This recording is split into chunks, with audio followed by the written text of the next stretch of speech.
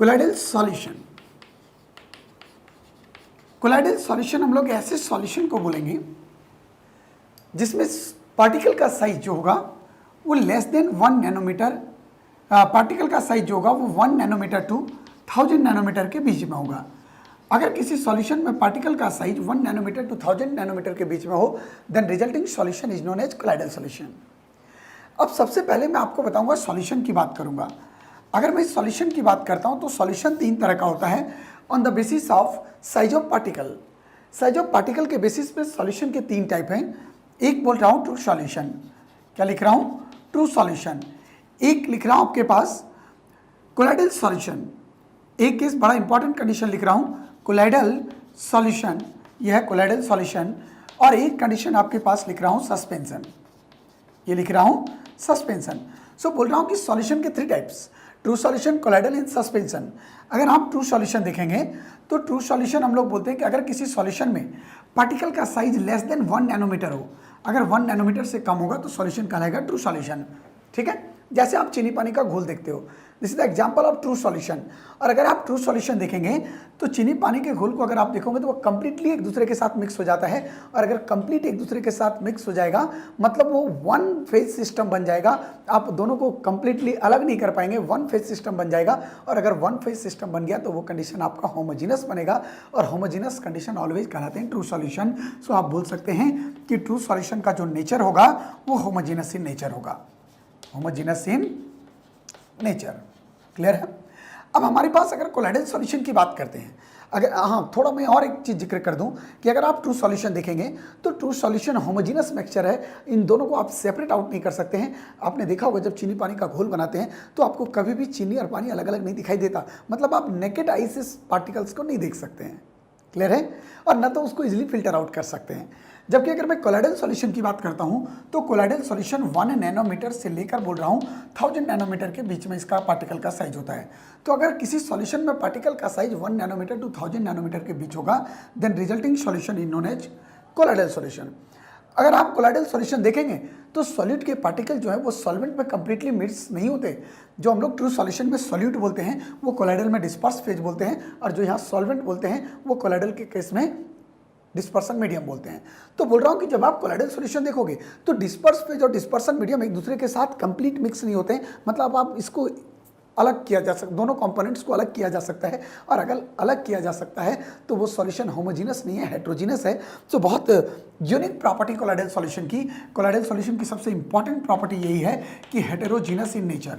लिख रहा हूँ heterogeneous in nature. Colloidal solution जो होगा वो नेचर में हेट्रोजीनस होंगे, राइट। नाउ अगर आप सस्पेंशन की बात करेंगे तो इसमें क्या कंडीशन बनेगा? सस्पेंडर में पार्टिकल साइज जो होगा वो greater than 1 nanometer to 1 greater than 1000 nanometer होगा। अगर 1000 नैनोमीटर से अगर ज़्यादा हुआ पार्टिकल का साइज तो आप इसको बोलेंगे सस्पेंशन। और सस्पेंशन भी देखेंगे तो पार्टिकल का साइज बड़ा, इजिली सॉल्युबल नहीं होगा। और अगर इजिली सॉल्युबल नहीं होगा तो आप बोल सकते हैं कि हेट्रोजीनस इन नेचर होगा, राइट। नाउ मैं आपको सिलेबस की बात करता हूँ। सिलेबस का जो पार्ट हमारे पास आएगा वो सबसे पहले कोलाइडल सॉल्यूशन, ये हमें पढ़ना है एग्जैक्टली। अगर मैं कोलाइडल सॉल्यूशन की बात करूँगा तो कोलाइडल सॉल्यूशन में 2 कंडीशन बोल रहा हूँ। मैं बोल रहा हूँ ट्रू सॉल्यूशन के अंदर आप 2 केस देखते हैं, एक देखते हैं सॉल्यूट और एक कंडीशन आप देखते हैं क्या? सॉल्वेंट। ये सॉल्यूट और सॉल्वेंट जो है वो 2 कंपोनेंट मिलकर बनाते हैं ट्रू सॉल्यूशन, राइट। यहाँ पे बोल रहा हूँ कि अगर आप कोलाइडल सॉल्यूशन लेंगे देन सॉल्यूट ना बोल के हम लोग इसको बोलते हैं डिस्पर्स फेज। क्या बोलेंगे? डिस्पर्स फेज, जिसको मैं लिखूंगा डीपी। क्या लिखूंगा? डीपी। और सॉल्वेंट जो बोल रहे हैं इसे मैं बोलता हूं डिस्पर्शन मीडियम। क्या बोल रहा हूं? डिस्पर्शन मीडियम, जिसे अपन बोलेंगे डीएम। क्या बोलेंगे? डीएम। तो डिस्पर्स फेज और डीएम मिल के जो सॉल्यूशन बनाएगा ये रिजल्टिंग सॉल्यूशन आपका कहलाएगा कोलाइडल सॉल्यूशन। क्लियर है? कोलाइडल सॉल्यूशन मतलब कोलाइडल सॉल्यूशन कैरी 2 पार्ट्स या 2 phase, one is disperse phase and another is dispersion medium, right. Now सबसे पहले आपके दिमाग में क्वेश्चन आएगा कि sir classification of colloidal solution क्या होगा, कैसे क्लासिफाई करेंगे हम लोग कोलाइडल सॉल्यूशन को। तो my dear students, colloidal solution को क्लासिफाई करने के डिफरेंट वे हैं, डिफरेंट कंडीशन को मैं आपके एक एक करके जिक्र करूंगा। सबसे पहला आपको बताने जा रहा हूँ फर्स्ट कंडीशन, लिख रहा हूँ क्लासिफिकेशन ऑफ कोलाइडल सॉल्यूशन। ये लिख रहा हूँ आपके पास क्लासिफिकेशन ऑफ कोलाइडल सॉल्यूशन। अगर आप कोलाइडल सॉल्यूशन का क्लासिफिकेशन देखेंगे तो सबसे फर्स्ट कंडीशन बोल रहा हूं on the basis of physical state of disperse phase and dispersion medium. First condition बोल रहा हूं कि on the basis of physical state of DP and DM, disperse phase और डिस्पर्सन मीडियम के फिजिकल स्टेट के बेसिस पे colloidal solution को जो है वो 8 टाइप में कैटेगराइज किया गया है। कितने टाइप बोल रहा हूँ? 8 टाइप। कैसे इसको 8 टाइप में कैटेगराइज करेंगे ये आपको समझना है। सबसे पहला कंडीशन इसमें क्या बोल रहा हूँ, इसके बेसिस पे इसको 8 टाइप में कैटेगराइज किया गया है। एक तरफ मैं लिख रहा हूँ डिस्पर्स फेज, एक तरफ लिख रहा हूँ डिस्पर्सन मीडियम, और एक तरफ लिख रहा हूँ कोलाइडल सॉल्यूशन। ये है कोलाइडल सॉल्यूशन। अब जरा आप समझिएगा ध्यान से क्या बोलने जा रहा हूँ। डिस्पर्स फेज अगर सॉलिड हुआ और डिस्पर्सन मीडियम भी अगर सॉलिड हुआ तो जो कोलाइडल सॉल्यूशन बनता है ये कहलाएगा सॉलिड सॉल्व। आपको मैं बताऊंगा, जैसे सल्फर का सॉल्व आपको बताऊंगा, गोल्ड का सॉल्व बताऊंगा, स्टार्च का सॉल्व बना हुआ, ये सारे के सारे एग्जांपल होंगे किसके? कोलाइडल सॉल्व के। डिस्पर्स फेज और डिस्पर्सन मीडियम दोनों सॉलिड स्टेट में होगा। अगर डिस्पर्स फेज सॉलिड है, बोल रहा हूँ या ऐसा कंडीशन लिख रहा हूँ, डिस्पर्स फेज सॉलिड है और डिस्पर्सन मीडियम अगर लिक्विड हुआ तो इस कंडीशन में जो रिजल्टिंग कोलाइडल सॉल्यूशन बनेगा ये कहलाएगा सॉल्व। राइट, दोनों में डिफरेंस समझ में आया? जिसका एक बहुत इंपॉर्टेंट एग्जांपल आप देख सकते हैं, solid salt, disperse phase solid है और डिस्पर्सन मीडियम लिक्विड है। जैसे डस्ट देखते हैं आप, तो डस्ट में मॉइस्चर है तो मॉइस्चर में आपको दिखाई देता है सॉलिड। क्लियर है? अगला लिख रहा हूँ कि अगर डिस्पर्स फेज सॉलिड हुआ और डिस्पर्सन मीडियम गैस हुआ तो ये कंडीशन हमारा जो कहलाएगा वो कहलाएगा एरोसोल। क्या कहलाएगा? एरोसोल। जैसे अभी एयर का कंडीशन आप देख लो, एयर अगर देखोगे तो एयर में जो है वो गैस है, डिफरेंट गैसेस प्रेजेंट है, और एयर में जो है वो गैसेस के साथ इंप्योरिटीज के रूप में जो है वो आपको डस्ट पार्टिकल दिखता है जो सॉलिड फॉर्म में है। क्लियर? तो सॉलिड और गैसेस मिलकर जो कोलाइडल सॉल्यूशन बनाएंगे ये कहलाएगा क्या? एरोसोल। अगला कंडीशन लिख रहा हूँ, अगर डिस्पर्स फेज सॉलिड ना हुआ तो हम लिक्विड ले सकते हैं। क्या ले सकते हैं? लिक्विड। अगर हम लिक्विड लेंगे और डिस्पर्सन मीडियम अगर हम लोग सॉलिड लेते हैं तो इस कंडीशन को जो हम लोग बोलेंगे वो कहेंगे जेल। आपने जेल देखा भी होगा, जेल में देखा होगा आपने, सॉलिड का अमाउंट ज़्यादा होता है, लिक्विड का अमाउंट कम होता है। जेल कभी यूज किए होंगे तो उसमें देखे होंगे आप लोग। इसके अलावा मैं आपको बता रहा हूँ जितने भी क्रीम हैं जो आप फेस क्रीम लगाते हो, फेस क्रीम में भी आपको दिखाई देता होगा लिक्विड कम होता है और सॉलिड ज़्यादा होता है, तो वो भी कंडीशन आपका जेल का केस होगा। अगला कंडीशन मैं आपके पास लिखने जा रहा हूँ नेक्स्ट, लिक्विड सॉलिड के बाद मैं लिख रहा हूं कि डिस्पर्स फेज लिक्विड है लेकिन डिस्पर्सन मीडियम को हमने कर दिया क्या? लिक्विड कर दिया। अगर दोनों लिक्विड का केस हुआ तो ये बहुत इंपॉर्टेंट कंडीशन है, जो कोलाइडल सॉल्यूशन बनता है ये कहलाता है इमल्सन। क्या कहलाएगा? इमल्सन। राइट नाउ अगर डिस्पर्स फेज लिक्विड हुआ और डिस्पर्सन मीडियम गैस हुआ तो लिक्विड गैस का जो कंडीशन होगा वो कहलाएगा लिक्विड एरोसोल। बहुत इंपॉर्टेंट, जरा समझिएगा मेरी बात को, ये कंडीशन आपको कहलाएगा क्या? Liquid aerosol. ये लिक्विड एरोसोल का केस है। राइट, और अगला लिख रहा हूं कंडीशन कि अगर डिस्पर्स फेज, बोल रहा हूं अगर डिस्पर्स फेज गैस हुआ और डिस्पर्सन मीडियम सॉलिड हुआ तो ये कहलाएगा सॉलिड फॉर्म। आप लोग बहुत इंपॉर्टेंट कंडीशन, एक रबर देखेंगे, स्पंज रबर, उसमें सॉलिड फॉर्म में यही केस होता है, गैस डिस्पर्स फेज होता है और डिस्पर्सन मीडियम के रूप में सॉलिड होता है, तो ये रिजल्टिंग कोलाइडल कहलाएगा सॉलिड फॉर्म। बड़ा आसान तरीका। एक कंडीशन आपको बोल रहा हूं कि डिस्पर्स फेज जो है वो गैस होगा लेकिन डिस्पर्सन मीडियम लिक्विड होगा। अगर गैस और लिक्विड का केस हुआ तो ये कहलाएगा फॉर्म। जैसे आप लोग कभी साबुन लगाते हो तो साबुन में झाग होता है, आप देखेंगे लेदर जो निकलता है तो वो साबुन में जो झाग है वो क्या है? यही तो है, गैस इन लिक्विड। लिक्विड में जो है वो गैस जो आपको लेदर के रूप में दिखाई देता है। तो बड़ा important condition, gas in liquid. Gas in liquid जो है वो आपको कहलाएगा क्या? फॉर्म कहलाएगा। तो इस तरह से माय डियर स्टूडेंट्स, एक और केस आप सोच रहे हो सर गैस इन गैस क्यों नहीं ले रहे हो? अगर आप गैस इन गैस लेंगे तो ये कंप्लीटली मिक्स हो जाते हैं, और कंप्लीट मिक्स अगर हो जाएंगे तो ये वन कंपोनेंट सिस्टम बन जाएगा, और अगर वन कंपोनेंट सिस्टम बन गया तो ये होमोजीनस कहलाएगा। जबकि हमें पता है कि कोलाइडल की इंपॉर्टेंट प्रॉपर्टी है कि colloidal solution are heterogeneous in nature. Clear है? राइट, सो ये कंडीशन हम लोग देख रहे थे, classification on the basis of physical state of disperse phase and dispersion medium. Now next classification आपको बोलने जा रहा हूं।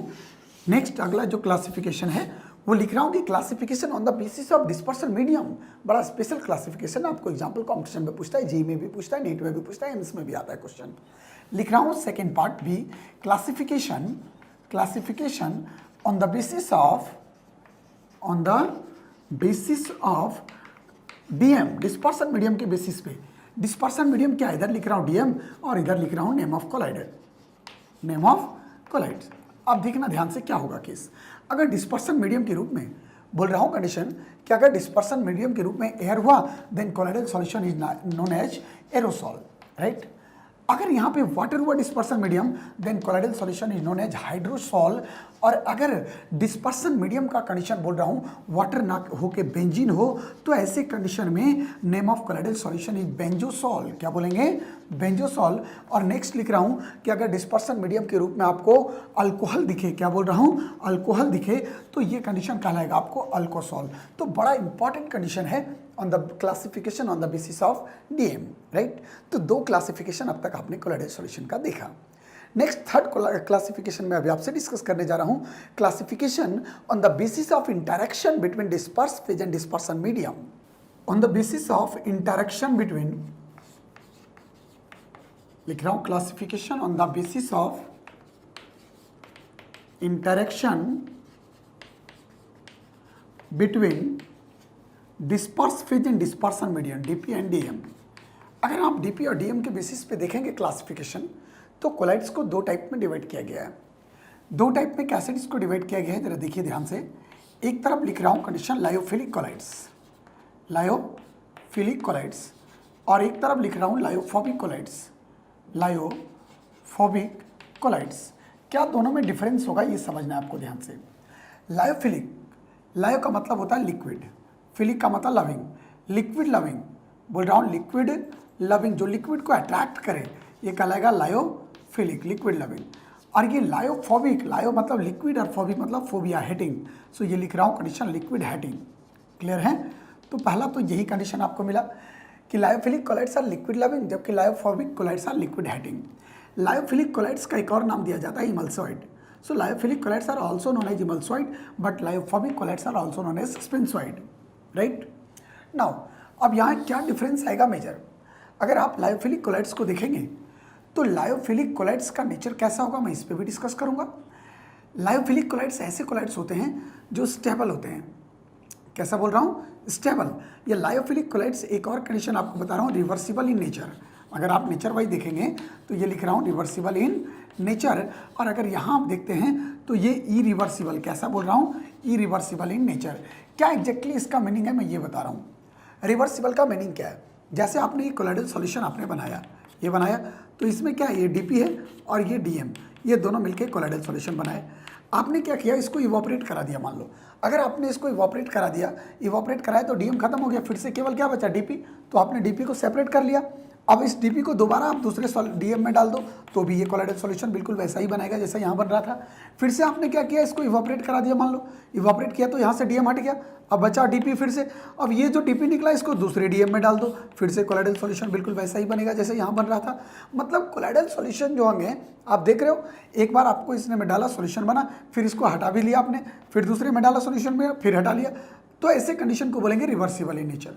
लेकिन अगर आप यहाँ देखेंगे लायोफोबिक कोलाइड्स में तो ये डीएम है और ये डीपी। अगर ये दोनों मिलकर एक बार कोलाइडल सॉल्यूशन मिल गए तो आप इसको सेपरेट आउट नहीं कर सकते और फिर से दोबारा वैसा ही सॉल्यूशन नहीं बना सकते। तो बड़ा इंपॉर्टेंट कंडीशन है आपके पास कि lyophilic colloids are reversible in nature but lyophobic colloids are irreversible in nature, right. Next अगला कंडीशन आपको क्या बताने जा रहा हूँ, सेकेंड कंडीशन आपको समझना है इसका। लिख रहा हूँ कंडीशन, अगर आप यहाँ देखेंगे तो ये स्टेबल होता है। ये कैसा होता है, स्टेबल, जबकि लायोफोबिक जो होगा ये अनस्टेबल।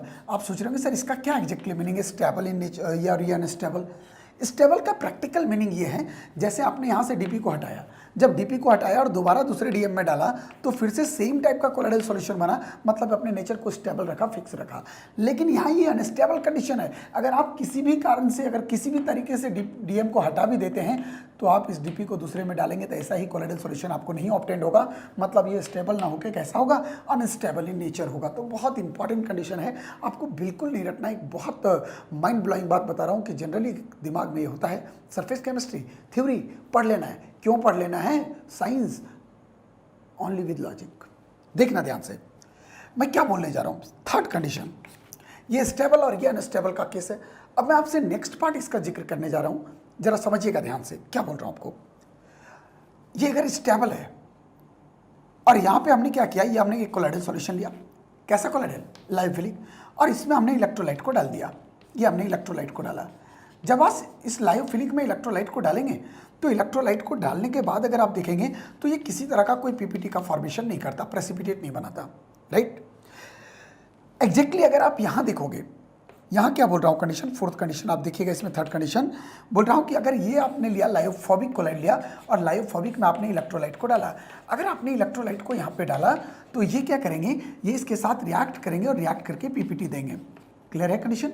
अब आपके पास दिमाग में एक बात और आएगा कि सर ये बात भी सही हो गया, क्यों बोल रहा है ऐसा कंडीशन। देखो आप ये बोल रहे थे आप मोर स्टेबल है, मोर स्टेबल का मतलब क्या हुआ, लेस रिएक्टिव है, लेस रिएक्टिव मतलब ये इलेक्ट्रोलाइट डालने पे इसके साथ लेस रिएक्टिव होगा और लेस रिएक्टिव होगा तो ये पीपीटी का फॉर्मेशन नहीं करेगा। क्लियर है। जबकि ये अनस्टेबल है, अगर अनस्टेबल है, लेस स्टेबल है मतलब मोर रिएक्टिव है, और अगर ये मोर रिएक्टिव हुआ तो ये इजीली इलेक्ट्रोलाइट के साथ रिएक्ट करके पीपीटी का फॉर्मेशन कर देगा। बोलो क्लियर है। सो आप बोल सकते हैं कि lyophilic colloids does not give PPT after adding of electrolyte, but lyophobic colloids give PPT when electrolyte and some amount of electrolyte added in this solution, right. एक और सेकेंड कंडीशन आप यहाँ से देखेंगे, इलेक्ट्रोलाइट अगर आप देखेंगे तो इलेक्ट्रोलाइट कैसे होते हैं, इलेक्ट्रोलाइट वो होते हैं जो आयन में टूटते हैं। अगर आयन में टूटते हैं मतलब ये पोलर होगा, कैसा बोल रहा हूँ, पोलर। और आयन में टूटेंगे तो इस पर चार्ज होगा, पॉजिटिव और नेगेटिव चार्ज, और ये इसके साथ जाके रिएक्ट किया और रिएक्ट ये कोलाइडल सॉल्यूशन के साथ रिएक्ट करके पीपीटी बनाया। अगर ये पोलर होगा और इसके साथ रिएक्ट करके पीपीटी बना रहा है तो आपने सॉल्युबिलिटी का रूल केमिकल बॉन्डिंग के अंदर पढ़ा हुआ है, like dissolve like, polar polar में डिजॉल्व होगा, और अगर पोलर पोलर में डिजॉल्व होगा इसका मतलब निश्चित तौर पे लायोफोबिक कोलाइड्स जो हैं वो कैसे हैं, चार्ज कैरिंग है, इधर पॉजिटिव और नेगेटिव। सो आप बोल सकते हैं कंडीशन यहाँ पे देखना ध्यान से कि लायोफोबिक कोलाइड्स पे चार्ज प्रेजेंट होगा, मतलब ये चार्ज कैरिंग हो गए।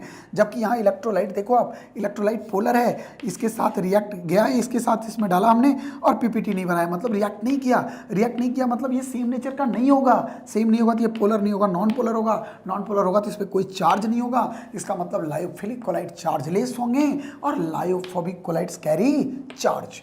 तो इस तरह से आपने एक कंडीशन देखा, डिफरेंट कंडीशन, जिसमें आपको दिखाई दे रहा था कि क्या दोनों में डिफरेंस है, लायोफिलिक में और क्या लायोफोबिक में। माय डियर स्टूडेंट्स, मैं समझ रहा हूँ कि आपको बहुत ही आराम से और बहुत इंटरेस्टिंग तरीके से ये सरफेस केमिस्ट्री आपको क्लियर हो रहा होगा, राइट।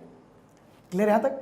ये हम लोग देख रहे थे classification on the basis of interaction between disperse phase and dispersion medium, right. Next condition आपको लिख रहा हूँ, classification on the basis of size of disperse phase. अगर आप डिस्पर्स फेज के साइज के बेसिस पे देखेंगे तो कैसे क्लासिफाई इसको किया गया, जरा देखना ध्यान से। आप बोल रहा हूँ कि classification on the basis of size of disperse phase, fourth classification लिख रहा हूँ, D. Classification on the basis of size of disperse phase, DP के साइज के बेसिस पे अगर आप देखेंगे तो इसको 3 टाइप्स में डिवाइड किया गया है। एक लिख रहा हूँ मल्टीमॉलिक्यूलर, एक माइक्रोमॉलिक्यूलर, और ये कोलाइड जो बोलूँगा सबसे इंपॉर्टेंट कोलाइड्स, एसोसिएटेड कोलाइड, जिसको मिसल्स के नाम से भी हम लोग जानेंगे। क्लियर। तो सबसे पहला इसमें लिख रहा हूँ मल्टीमॉलिक्यूलर कोलाइड्स। क्या बोल रहा हूँ, मल्टीमॉलिक्यूलर कोलाइड्स। मल्टीमॉलिक्यूलर कोलाइड्स में क्या होगा, देखो इधर, मल्टीमॉलिक्यूलर कोलाइड्स में जिन पार्टिकल का साइज लेस देन 1 नैनोमीटर होगा, ये 1 नैनोमीटर वाले जो पार्टिकल होंगे, ये जैसे मैं लिख रहा हूँ बहुत सारे ये पार्टिकल हैं आपके पास जिनका साइज बोल रहा हूँ कंडीशन कितना है, 1 नैनोमीटर। तो 1 नैनोमीटर के जो साइज के पार्टिकल होंगे, बोल रहा हूँ 1 नैनोमीटर के साइज के पार्टिकल्स ये आपस में एग्रीगेट करेंगे, और एग्रीगेट करने के बाद बोल रहा हूँ ये एग्रीगेट करेंगे, और एग्रीगेट करने के बाद ये कोलाइडल डायमेंशन के बराबर आ जाएंगे, मतलब ये 1 नैनोमीटर से लेकर 1000 नैनोमीटर के बीच में आ जाएंगे। बोलो क्लियर है। तो इस तरह से आपको कोलाइड बन जाएगा मल्टीमॉलिक्यूलर कोलाइड्स, राइट। क्लियर। अब आपके पास जैसे इसका एक कॉमन एग्जांपल मैं आपको बता रहा हूं, जैसे मैं लिख रहा हूं कि सल्फर का अगर आप देखोगे कंडीशन, तो सल्फर के पार्टिकल्स का साइज लेस देन 1 नैनोमीटर होता है। ये एसिड बहुत सारे मिलियन ऑफ एसिड जो हैं वो आपस में कंबाइन करते हैं, और कंबाइन करके इसका size less than 1 nanometer associates होंगे, और एसोसिएट्स होके ये आपके पास S8 बना दिया, जिसका ये आपके पास एक तरह से एक कोलाइड्स बनाया जिसका साइज 1 नैनोमीटर से लेकर बोल रहा हूँ 1000 नैनोमीटर के बीच में है। अब यहाँ मेरी बात आप समझना ध्यान से, क्या बोलने जा रहा हूँ आपके पास एक बहुत इंपॉर्टेंट कंडीशन आपसे जिक्र कर रहा हूँ, आप लोग भी समझिएगा ध्यान से।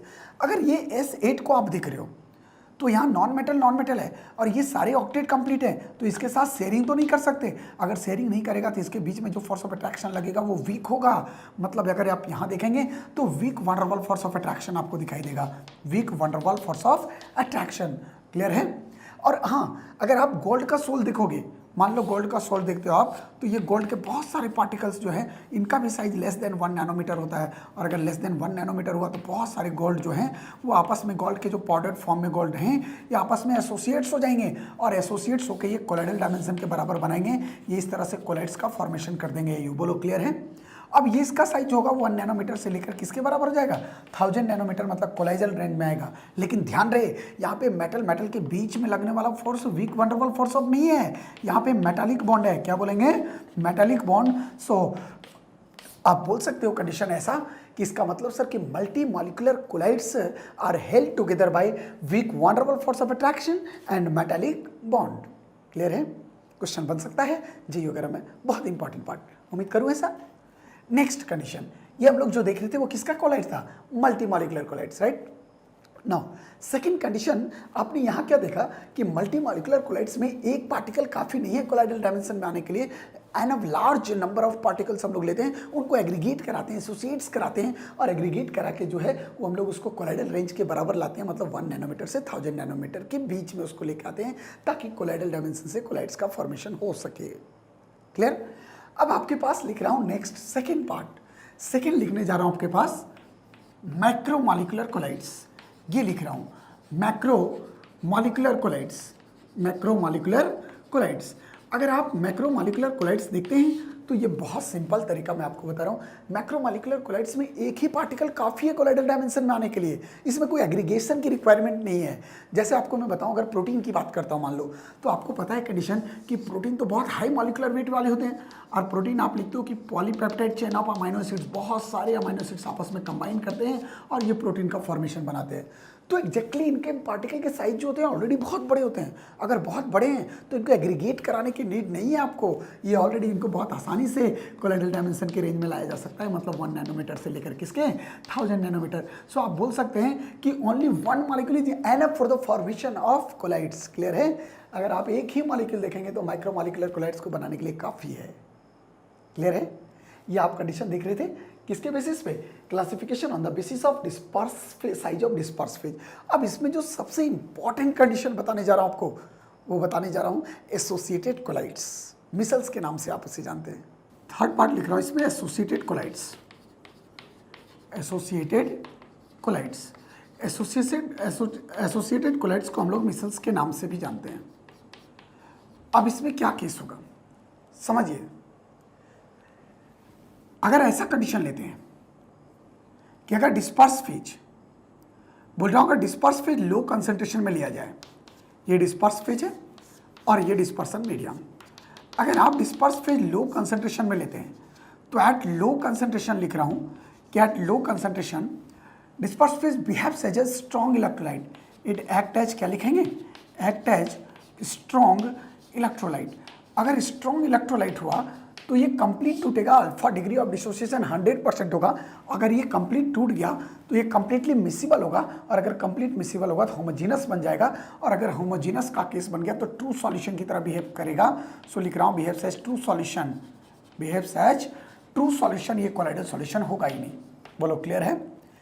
लेकिन जब आप डिस्पर्स फेज का कंसंट्रेशन बढ़ाएंगे, जैसे आपको मैं जनरल कंडीशन आपको बता रहा हूँ, जैसे आप साबुन लगाते हो तो जब थोड़ा साबुन लगाते हैं तो वो कंप्लीटली वाटर में मिक्स हो जाता है, पता ही नहीं चलता। लेकिन जैसे जैसे साबुन का कंसंट्रेशन बढ़ाते जाते हैं, ये हाई कंसंट्रेशन होता है डिस्पर्स फेज का, तो जैसे जैसे डिस्पर्स फेज का कंसंट्रेशन आपका हाई हो जाएगा तो हाई कंसंट्रेशन पे लिख रहा हूँ एट हाई कंसंट्रेशन ये एक्ट करेगा कैसा, स्ट्रॉन्ग नहीं, वीक इलेक्ट्रोलाइट की तरह। सो लिख रहा हूँ एक्ट एज वीक इलेक्ट्रोलाइट।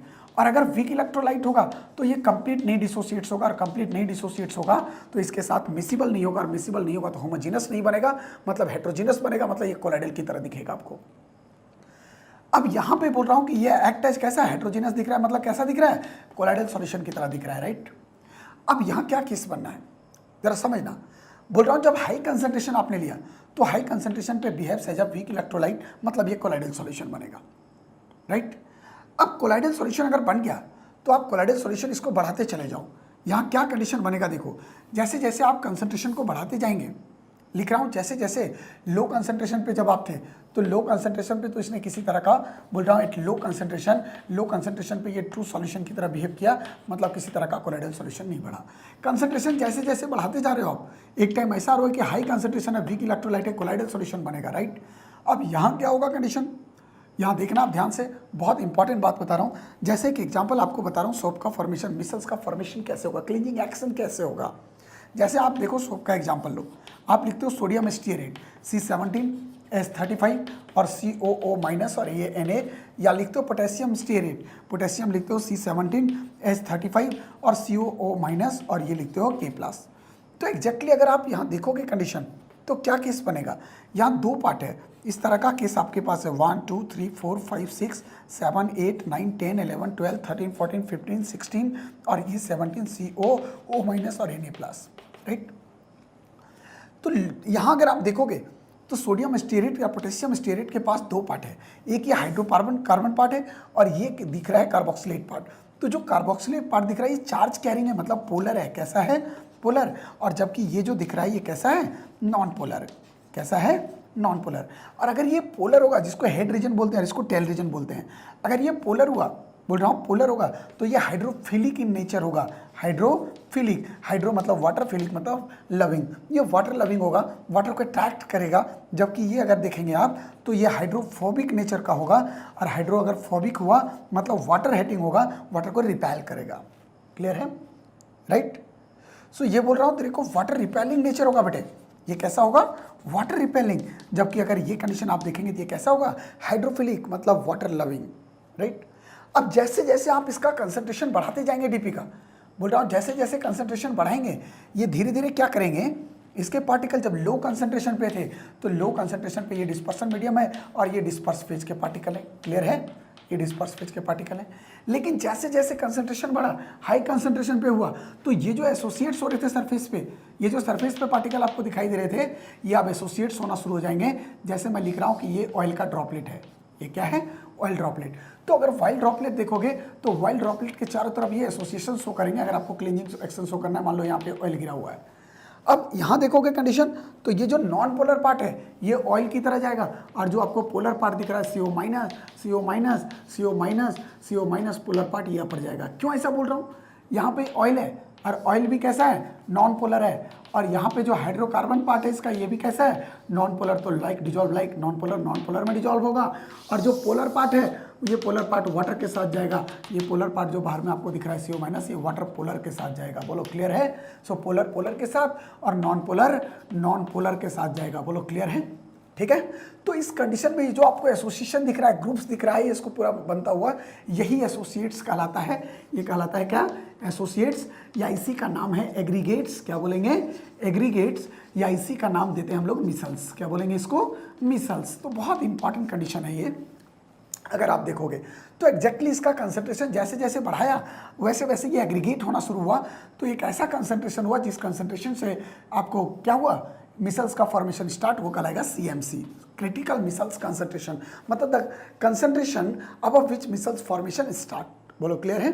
या बोल सकते हैं कि minimum concentration required for the micelles formation is known as क्या, क्रिटिकल मिसल्स कंसंट्रेशन। तो अगर बिलो क्रिटिकल मिसल्स कंसंट्रेशन की बात करेंगे तो उस कंडीशन में जो है वो किसी तरह का एसोसिएटेड कोलाइड्स नहीं बनेगा, मिसल्स का फॉर्मेशन नहीं होगा। और अगर क्रिटिकल मिसल्स के बाद की बात करेंगे तो आपका मिसल्स फॉर्मेशन होगा।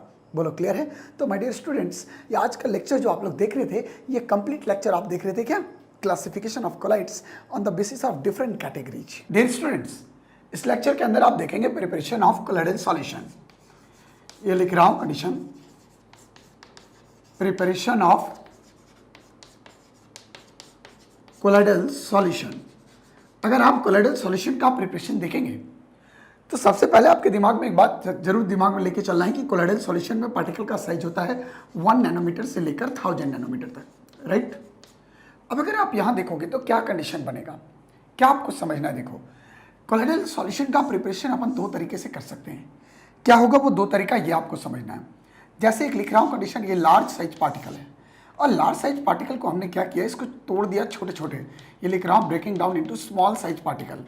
अगर इसको आपने स्मॉल साइज पार्टिकल में ब्रेक किया तो ये कंडीशन आपका कहलाता है डिस्पर्सन। क्या कहलाएगा? डिस्पर्सन, या इसी का नाम है डिसइंटीग्रेशन मेथड। तो आप इसको डिस्पर्सन मेथड के नाम से भी जानते हैं और डिसइंटीग्रेशन मेथड के नाम से भी जानते हैं। सो डिसइंटीग्रेशन मेथड में क्या होगा, जो लार्ज साइज पार्टिकल है इसको तोड़ेंगे और तोड़ के कोलाइडल रेंज में लाएंगे, मतलब 1 नैनोमीटर से लेकर 1000 नैनोमीटर के बीच में इसको लेके आएंगे। बोलो क्लियर है? अब डिस्पर्सन मेथड अगर आप देखेंगे बेटा, तो डिस्पर्सन मेथड में आपको 2 पार्ट पढ़ना है। एक कंडीशन हम लोग जो पढ़ेंगे वो पढ़ेंगे ब्रैडिग आर्क मेथड। क्या बोल रहा हूँ? Condition Bredig arc method. और दूसरा कंडीशन जो है वो इंपॉर्टेंट नहीं, महा इंपॉर्टेंट है, पेप्टाइजेशन। ये सेकेंड वर्ड लिख रहा हूँ, क्या? पेप्टाइजेशन। बहुत इंपॉर्टेंट तरीका। बहुत सारे लोग बोलते हैं कि सर ये थ्योरेटिकल पोर्शन है, पढ़ने में बोरिंग लगता है, पर आप थ्योरेटिकल को कॉन्सेप्चुअल तरीके से समझिए। मैंने पिछले भी लेक्चर के अंदर बोला था कि थ्योरी को आप कॉन्सेप्ट बना डालिए, उसको थ्योरी मत समझिए। डियर फ्रेंड्स, अगर आपको अच्छा मेरा वीडियो लगता होगा तो आप ज़्यादा से ज़्यादा लाइक जरूर दीजिए। मैं उम्मीद करूंगा कि इस वीडियो में मुझे 200+ लाइक मिले। पिछला वीडियो में भी आप लोगों ने अच्छा लाइक दिया था और उम्मीद कर रहा हूँ कि आप लोग ऐसे शेयर करते रहेंगे मेरे वीडियो को। ब्रैडिग आर्क मेथड और पेप्टाइजेशन 2 पार्ट पढ़ेंगे। सबसे फर्स्ट मैं डिस्कस करने जा रहा हूँ ब्रैडिग आर्क मेथड। ब्रैडिग आर्क मेथड से पहले मैं आपको दूसरा टाइप बता रहा हूँ। पहले डिस्पर्सन मेथड एक बोला मैंने, कोलाइडल पार्टिकल बनाने का पहला मेथड डिस्पर्सन, जिसमें लार्ज साइज पार्टिकल को क्या करते हैं, ब्रेक डाउन करते हैं स्मॉल साइज में, और तब तक ब्रेक करते हैं जब तक ये कोलाइडल डायमेंशन में ना आ जाए। क्लियर है? दूसरा कंडीशन क्या बोल रहा हूँ कि एकदम बहुत छोटे छोटे पार्टिकल अगर हैं, ये बहुत स्मॉल पार्टिकल, टेनी पार्टिकल्स अगर हैं, तो इनको आप एग्रीगेट करा दो और एग्रीगेट करा के ये कोलाइडल डायमेंशन के साथ ले आओ, ये कोलाइडल डायमेंशन के रेंज में ले आओ, मतलब 1 नैनोमीटर से लेकर कहाँ तक, 1000 नैनोमीटर के रेंज में ले आओ। बोलो क्लियर है? तो यहाँ पे एग्रीगेशन ऑफ स्मॉल पार्टिकल हो रहा है, और अगर पार्टिकल एग्रीगेट करेंगे तो पास आएंगे, और पास आने का मतलब है कंडेंसेशन होना। सो आप सेकेंड मेथड इसका लिख सकते हैं ऐसा, कंडेंसेशन। क्या बोल रहा हूँ? Condensation method. तो आप 2 तरीके से जो है वो कोलाइडल सॉल्यूशन का प्रिपरेशन कर सकते हैं, वन बाय डिस्पर्सन मेथड और another by condensation method. Condensation method के अंदर आप अलग अलग कंडीशन देखेंगे, जैसे देखेंगे आप ऑक्सीडेशन रिडक्शन मेथड, एक देखेंगे आप कंडीशन यहाँ पे double decomposition method, double decomposition method. Exactly इसकी ज़्यादा बहुत नहीं ज़रूरत है, मेन हमें इसकी ज़रूरत पड़ेगी, इसलिए मैं आपको इसकी ये डिस्कस करने वाला हूँ। अब ब्रैडिग आर्क मेथड में क्या कंडीशन होगा ये समझना आपको। ब्रैडिग आर्क मेथड में क्या कर रहा हूँ, एक डबल लेयर कंटेनर इस तरह से हमने लिया, ये है डबल लेयर कंटेनर। इसके अंदर हमने क्या किया, आइस को इसमें जो है वो आइस को रख दिया, ये इस तरह से आइस के पार्टिकल को रखा। इसको फ्रोजन मिक्सचर बोलते हैं। क्या बोलेंगे इसको? Frozen mixture. अब इसमें हम लोग क्या करेंगे, कंडीशन यहाँ पे हमने वाटर डाल दिया, डीएम डाल दिया, डिस्पर्सन मीडियम, ये है डीएम। क्लियर है? अब यहाँ पे कंडीशन क्या होगा बेटा, 2 मेटल रॉड लेंगे। क्या लेंगे? Metal rod. ये मेटल रॉड हमने एक लिया और ये हमने दूसरा मेटल रॉड लिया, राइट। और दोनों को क्या किया, हाई वोल्टेज करंट से इसको ऐड कर दिया। ठीक है? दोनों को हमने हाई वोल्टेज करंट जब सप्लाई किया, तो सप्लाई करने के बाद जब आप इसको स्पार्क कराओगे, ये स्पार्क होगा, तो जब भी स्पार्किंग होता है तो कुछ पार्टिकल जो है आपको लाइट के रूप में निकलता दिखेगा, जैसे आपने कभी वेल्डिंग करते हुए देखा होगा। जब आप वेल्डिंग करते हुए देखते हो तो आपको स्पार्क दिखता है, और जनरली दिखता है वो स्पार्क, पर वो पार्टिकल के रूप में होता है। आपको ऐसे अगर एहसास करना है तो आप कभी जब वेल्डिंग हो रहा होता है तो अगल बगल खड़े रहिएगा, जब पैर वगैरह में, हाथ वगैरह में कहीं उसका पार्टिकल पड़ेंगे तो आपको समझ में आ जाएगा कि कोई पार्टिकल यहाँ आया है। क्लियर है? तो आप विजिबिलिटी इजीली नहीं देख पा रहे हैं, लाइट के रूप में देख रहे हैं, लेकिन वहाँ पार्टिकल है। सो बोल रहा हूँ कि जब स्पार्क करेंगे तो बहुत छोटे छोटे पार्टिकल यहाँ से टूटेंगे, और टूटेंगे तो ये पार्टिकल गैस के रूप में इवोपरेट न कर जाए, इसलिए हम लोग फ्रोजन मिक्सचर के रूप में यहाँ आइस को रखते हैं। ये क्या करता है, इसको कंडेंस कराता है, और कंडेंस करा के इसको कोलाइडल डायमेंशन के रेंज में ले आता है, राइट। अब यहाँ आपके पास एक और कंडीशन है, अगर ये कोलाइडल डायमेंशन के रेंज में इसको बने रहना है, स्टेबलाइज रहना है, तो आपको बाहर से स्टेबलाइजिंग एजेंट ऐड करना पड़ता है, KOH। तो आप KOH इलेक्ट्रोलाइट के रूप में ऐड करते हैं। इसका काम क्या है, जो यहाँ पे कोलाइडल पार्टिकल बना है उसको स्टेबलाइज करके रखना। तो आपने यहाँ क्या कंडीशन बेसिकली देखा कि पहले मेटल रॉड टूट रहे हैं, मतलब बड़ा पार्टिकल छोटे पार्टिकल में टूट रहा है, मतलब डिस्पर्सन हो रहा है या डिसइंटीग्रेशन हो रहा है, और फिर जो छोटे पार्टिकल हैं वो आपस में एग्रीगेट होके कोलाइडल डायमेंशन बना रहे हैं। छोटे पार्टिकल एग्रीगेट होके कोलाइडल डायमेंशन बना रहे हैं, मतलब कंडेंसेशन भी हो रहा है। मतलब आप ऐसा कंडीशन बोल सकते हैं कि in case of Bredig arc method both disintegration और dispersion and condensation takes place. बोलो क्लियर है? डिस्पर्सन भी होगा, साथ ही साथ कंडेंसेशन भी आपको दिखाई देगा, मतलब first dispersion then condensation takes place. This is the right way, right. So बहुत इंपॉर्टेंट कंडीशन ये देख रहे थे आप ब्रैडिग आर्क मेथड की, ब्रैडिग ने क्या किया। अब सेकेंड कंडीशन आपको बताने जा रहा हूं, पेप्टाइजेशन। क्या बोल रहा हूं? पेप्टाइजेशन। बहुत बहुत इंपॉर्टेंट कंडीशन ये लिख रहा हूं, पेप्टाइजेशन। अगर आप पेप्टाइजेशन देखेंगे तो बेसिकली पेप्टाइजेशन का थीम क्या है ये आपको समझना है, ठीक है। जैसे मैं आपको लिख रहा हूं कि प्रेसिपिटेट हमने लिया, ये हमने प्रेसिपिटेट लिया, राइट। और प्रेसिपिटेट को हमने क्या किया, ये इस तरह का ये प्रेसिपिटेट है, ये है हमारे पास प्रेसिपिटेट, ठीक है। और प्रेसिपिटेट में हमने क्या किया, स्मॉल अमाउंट ऑफ इलेक्ट्रोलाइट को ऐड कर दिया, ठीक है। जब स्मॉल अमाउंट ऑफ इलेक्ट्रोलाइट को ऐड किया तो क्या कंडीशन बनेगा, लेकिन उससे पहले आपको ये जानना है कि सर प्रेसिपिटेट क्या है। माय डियर स्टूडेंट्स, बहुत ही कंफ्यूजन होता है, मैं इसलिए आपको बता रहा हूँ।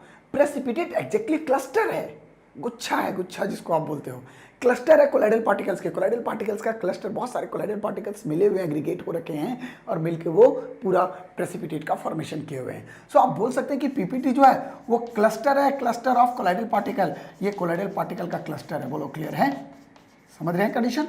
अब यहाँ क्या बोल रहा हूँ कि जब आप इलेक्ट्रोलाइट डालेंगे इसमें, तो इलेक्ट्रोलाइट जैसे आपने इसमें डाला, ये जो है क्लस्टर जो था वो अलग अलग हो गया और अलग अलग होके सारे कोलाइड अलग अलग होके ये कोलाइडल रेंज में आ गए, मतलब ये कोलाइड्स बन गया 1 नैनोमीटर 2000 के रेंज में। बोलो क्लियर है।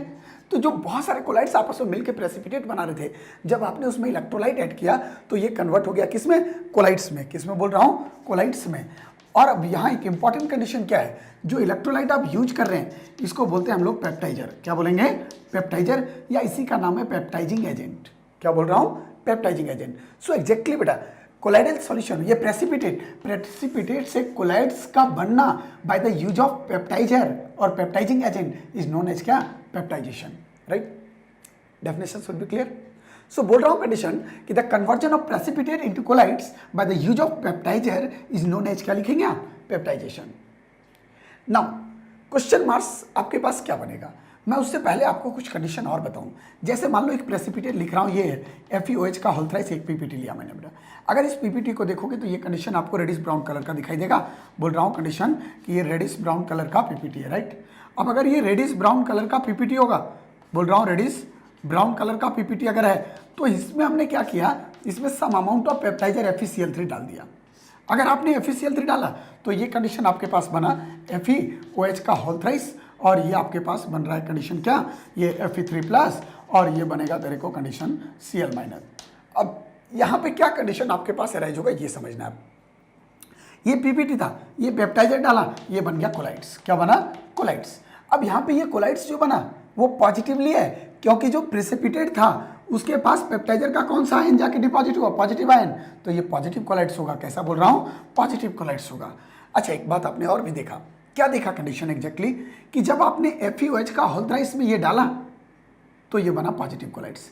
आप देखो ये प्रेसिपिटेट और पेप्टाइजर के बीच में आपको एक आयन कॉमन दिखाई दे रहा है, ये बोलो क्लियर है। सो जाके वही आयन जाके डिपॉजिट होगा पीपीटी के पहले लेयर पे, पीपीटी पे जाके वही आयन डिपॉजिट होगा जो कॉमन आयन होगा, या ऐसा बोल सकते हैं आप, नेसेसरी कंडीशन बोल सकते हैं कि पेप्टाइजेशन होने के लिए नेसेसरी कंडीशन है कि प्रेसिपिटेट एंड, क्या लिख रहा हूं, ये पेप्टाइजर और प्रेसिपिटेट के बीच में one ion must be common, एक आयन को कॉमन होना पड़ेगा, तभी आपका कंडीशन जो है वो कोलाइड्स का फॉर्मेशन करेगा। और यही जो कॉमन आयन होगा यही डिसाइड करेगा कि रिजल्टिंग कोलाइडल सॉल्यूशन का नेचर पॉजिटिवली कोलाइड होगा या नेगेटिव कोलाइड्स होगा। क्लियर है। जैसे मैं आपको एक और एग्जांपल बता रहा हूं, जरा आप समझिएगा ध्यान से। ये पॉजिटिव कोलाइड बना और ये क्या बना, नेगेटिव। और ये जो लाइन आपको दिखाई दे रहा है, ये दो अपोजिट आयन के बीच का पोटेंशियल, जिसको हम बोलते हैं जीटा पोटेंशियल या इलेक्ट्रोकाइनेटिक पोटेंशियल के नाम से जानते हैं इसको। क्लियर है।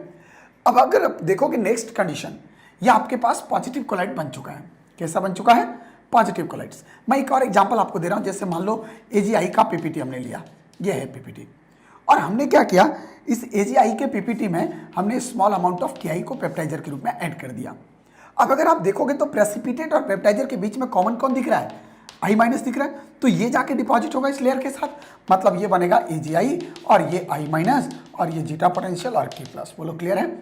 तो एग्जैक्टली जो पीपीटी के साथ है वो कॉमन आयन I- है, तो यही डिसाइड करेगा कि इसका नेचर कैसा होगा। कैसा होगा नेचर, पॉजिटिवली या नेगेटिवली, नेगेटिवली चार्ज कोलाइड, तो ये नेगेटिवली चार्ज कोलाइड बनेगा। बोलो क्लियर है, नेगेटिवली चार्ज कोलाइड बनेगा, राइट।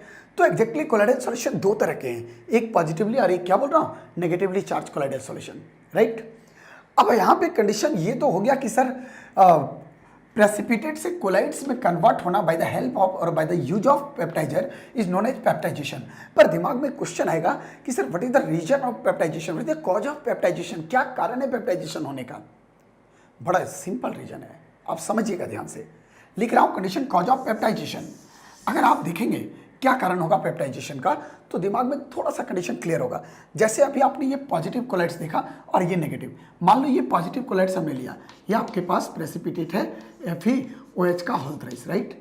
और इसके साथ अभी आपने देखा पहला लेयर क्या बन रहा है, Fe का लेयर बन रहा है, ये आपके पास Fe3+, ये आपके पास Fe3+, और ये आपके पास Fe3+, ये Fe3+ का लेयर बना। और ये सेकेंड लेयर जो आपके पास बन रहा है वो क्या बन रहा है, Cl-, ये कंडीशन Cl-, ये Cl-, ये Cl-, ये Cl-, और ये Cl-, राइट। तो एग्जैक्टली क्या हुआ, देखो जब कोलाइडल बन रहा, जब पॉजिटिव कोलाइड या नेगेटिव कोलाइड, मतलब जब कोलाइड बना प्रेसिपिटेट से, तो दो लेयर अपोजिट आयन के लेयर यहाँ पे बन रहे हैं, देख रहे हो। और जब दो अपोजिट आयन का लेयर किसी सरफेस पे आएंगे तो वहां पोटेंशियल अराइज होगा, जिसको हम लोग बोलते हैं जीटा पोटेंशियल। क्या बोलते हैं, जीटा पोटेंशियल। और यही जीटा पोटेंशियल जो अराइज होगा, यही जीटा पोटेंशियल, इसको पोटेंशियल मतलब पावर मतलब एनर्जी देगा, और एनर्जी देने की वजह से जो प्रेसिपिटेट था वो टूट जाएगा अलग अलग कोलाइडल पार्टिकल्स में। बोलो क्लियर है, मतलब प्रेसिपिटेट कन्वर्ट हो जाएगा किसमें, कोलाइडल डायमेंशन में, कहलाएगा पेप्टाइजेशन। तो एग्जैक्टली पेप्टाइजेशन का मेन रीजन क्या है, पेप्टाइजेशन का मेन रीजन है ये जीटा पोटेंशियल का डेवलपमेंट। जीटा पोटेंशियल जो अपोजिट आयन आ रहे हैं एक साथ एक सरफेस पे कांटेक्ट में आ रहे हैं, तो अपोजिट आयन के कांटेक्ट में आने की वजह से उस अपोजिट सरफेस, उस सरफेस के ऊपर पोटेंशियल अराइज हो रहा है, और वही पोटेंशियल कोलाइडल प्रेसिपिटेट को जो है वो एनर्जी, पोटेंशियल मतलब पावर प्रोवाइड करा रहा है, और वही पावर जो है वो ब्रेक डाउन कर रहा है प्रेसिपिटेट को, किसमें, कोलाइड्स में, राइट। क्लियर है यहाँ तक। अब नेक्स्ट कंडीशन आपके पास दिमाग में आएगा, सर जीटा पोटेंशियल क्यों अराइज हुआ, होगा बिल्कुल एग्जैक्टली। मान लो अभी आपने ये AgI का पीपीटी लिया, ये आपने AgI का पीपीटी, अब इसमें फर्स्ट लेयर कॉमन आयन कौन था, I-, तो ये फर्स्ट लेयर तो I- वाला हो गया, कॉमन वाला।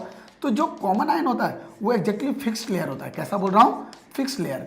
और जो आपके पास अपोजिट आयन दिख रहा है आपके पास, ये K+ जैसे है, तो ये आपके पास जो है वो मूवेबल आयन है।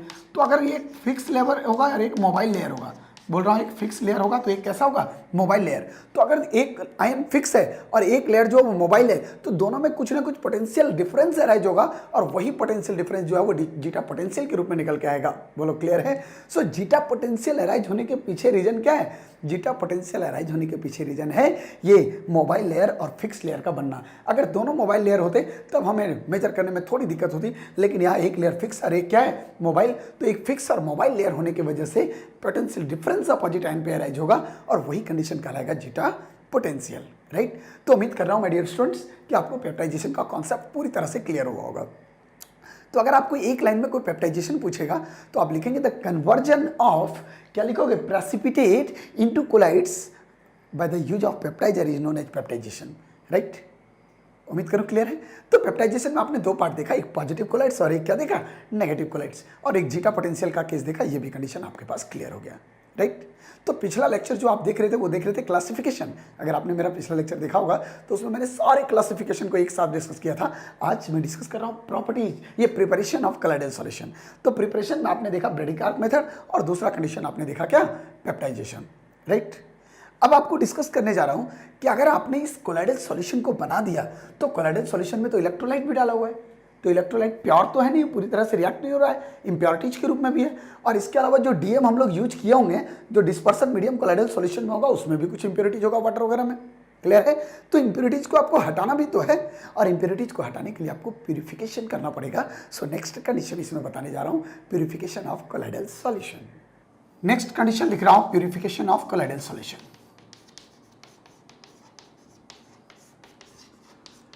अगर आप देखेंगे कोलाइडल सॉल्यूशन को, तो कोलाइडल सॉल्यूशन जो अभी आप बना, प्रेसिपिटेट से आपने कोलाइड बनाए, तो उसमें इलेक्ट्रोलाइट भी डाला, और डीएम जो था डिस्पर्सन मीडियम, उसमें कुछ ना कुछ इम्प्योरिटीज में। तो इम्प्योरिटीज और इलेक्ट्रोलाइट को हटाना पड़ेगा, तभी तो आपको प्योर कोलाइडल सॉल्यूशन मिलेगा। सो यही कंडीशन जो है वो इम्प्योरिटीज, और बोल रहा हूँ कंडीशन की इम्प्योरिटीज और इलेक्ट्रोलाइट को रिमूव करने का जो कंडीशन है वही कहलाएगा क्या, प्यूरिफिकेशन। अब अगर आप प्यूरिफिकेशन देखेंगे तो बेसिकली प्यूरिफिकेशन तीन तरीके से होता है। तीन तरीके से कैसे होगा प्यूरिफिकेशन? पहला कंडीशन, फर्स्ट कंडीशन जो बोल रहा हूँ प्यूरिफिकेशन में, ये लिख रहा हूँ डायलिसिस, ये लिख रहा हूँ डायलिसिस। सेकेंड कंडीशन जो बोल रहा हूँ यह है इलेक्ट्रोडायलिसिस, इलेक्ट्रोडायलिसिस। और लास्ट कंडीशन जो आपके पास लिख रहा हूँ, ये लिख रहा हूँ कंडीशन, बड़ा इंपॉर्टेंट कंडीशन और नॉर्मल कंडीशन, अल्ट्रा, ये लिख रहा हूँ अल्ट्रा फिल्टरेशन। क्या होगा इसका कंडीशन, ये समझिए आप ध्यान से। सबसे पहला मैं जिक्र कर रहा हूँ आपसे डायलिसिस।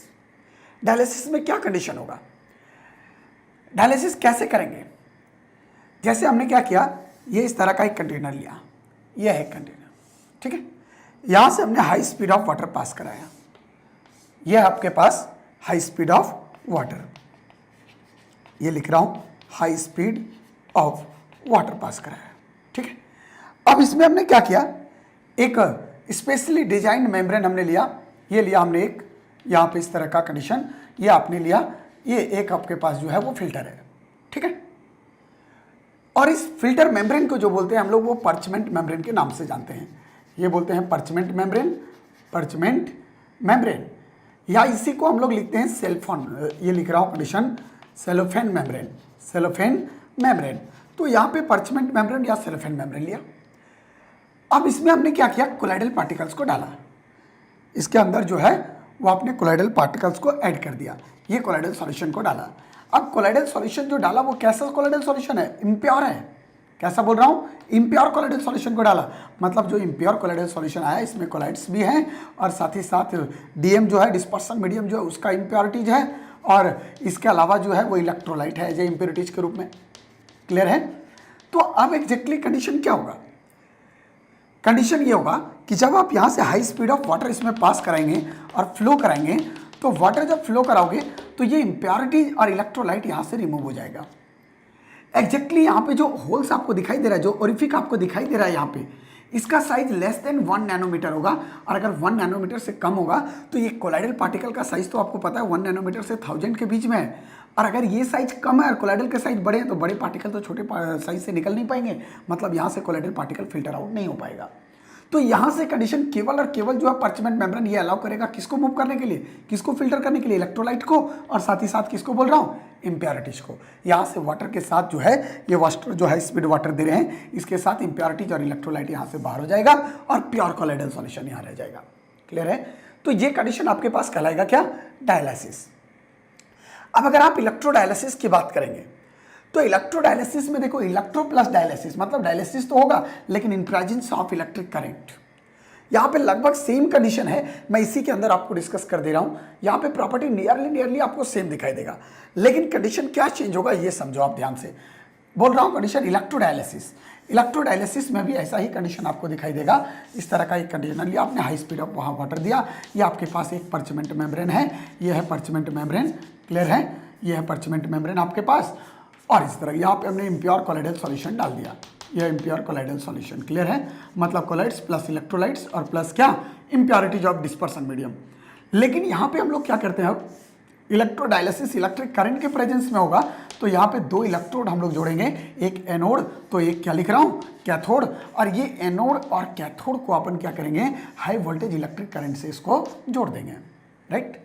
जब आप इसमें एग्जैक्टली क्या था कंडीशन, एग्जैक्टली डायलिसिस का प्रोसेस जो था वो स्लो प्रोसेस था, अगर उसको फास्ट करना है तो हमें इलेक्ट्रिक पोटेंशियल अप्लाई करना पड़ेगा, इलेक्ट्रिक फील्ड देना पड़ेगा, और जैसे आप इलेक्ट्रिक फील्ड देंगे यहाँ पे जो इम्प्योरिटी जो इलेक्ट्रोलाइट के रूप में है वो इलेक्ट्रोलाइट माइग्रेट कर जाएगा अदर टुवर्ड्स द कैथोड, और एनोड डिपेंड करेगा कैटायन है या इसका एनायन, कैटायनिक पार्ट इधर चलेगा, एनायनिक इधर चलेगा, इस तरह से जो है वो इलेक्ट्रोलाइट माइग्रेट कर जाएगा रिस्पेक्टिव कैथोड और एनोड की तरफ, इलेक्ट्रोड की तरफ। और जो इम्प्योरिटीज वाटर होगा वो वाटर जो है वो इस हाई स्पीड वाटर के साथ जो है वो यहाँ से पर्चमेंट मेम्ब्रेन के थ्रू वाटर क्या हो जाएगा, बाहर, जो इम्प्योर वाटर होगा, इम्प्योरिटीज जो होगा वाटर में वो बाहर हो जाएगा। तो इलेक्ट्रोलाइट माइग्रेट करके जाके डिपोजिशन कहाँ हो गया, इसका इलेक्ट्रोड के ऊपर, और ये हो गया जाके डिपोजिशन कहाँ पे, इलेक्ट्रोड पे। और जो इसके अलावा जो वाटर में इम्प्योरिटीज था, जो डिस्पर्सन मीडियम में इम्प्योरिटीज था, वो तो इस पर्चमेंट मेम्ब्रेन के थ्रू बाहर हो गया, और यहाँ बचा प्योर कोलाइडल सॉल्यूशन। तो एग्जैक्टली बोल रहा हूँ कंडीशन, यहाँ देखो बड़ा इंपॉर्टेंट कंडीशन है, यहाँ इलेक्ट्रोड कैथोड एनोड है, पॉजिटिव नेगेटिव टर्मिनल है, और यहाँ इलेक्ट्रोलाइट मूव कर रहे हैं, ये इलेक्ट्रोलाइट मूव कर रहे हैं, इलेक्ट्रोलाइट भी पोलर है। इसका मतलब ये है कि अगर कोलाइडल सॉल्यूशन नॉन इलेक्ट्रोलाइटिक हुआ तो उस कंडीशन में जो है वो आप इलेक्ट्रोडायलिसिस नहीं कर सकते, या बोल सकते हैं कि डायलिसिस और इलेक्ट्रोडायलिसिस जो है वो केवल और केवल इलेक्ट्रोलाइट के लिए होगा, नॉन इलेक्ट्रोलाइटिक इम्प्योरिटीज को कभी भी ये फिल्टर आउट नहीं करेगा। जैसे नॉन इलेक्ट्रोलाइटिक इम्प्योरिटीज जैसे शुगर आप बोल सकते हैं, ठीक है ना, टूटता नहीं है, वो ग्लूकोज है आयन में टूटता नहीं है, यूरिया है आयन में टूटता नहीं है, तो ये सारे इम्प्योरिटी जो है वो नॉन इलेक्ट्रोलाइट, राइट।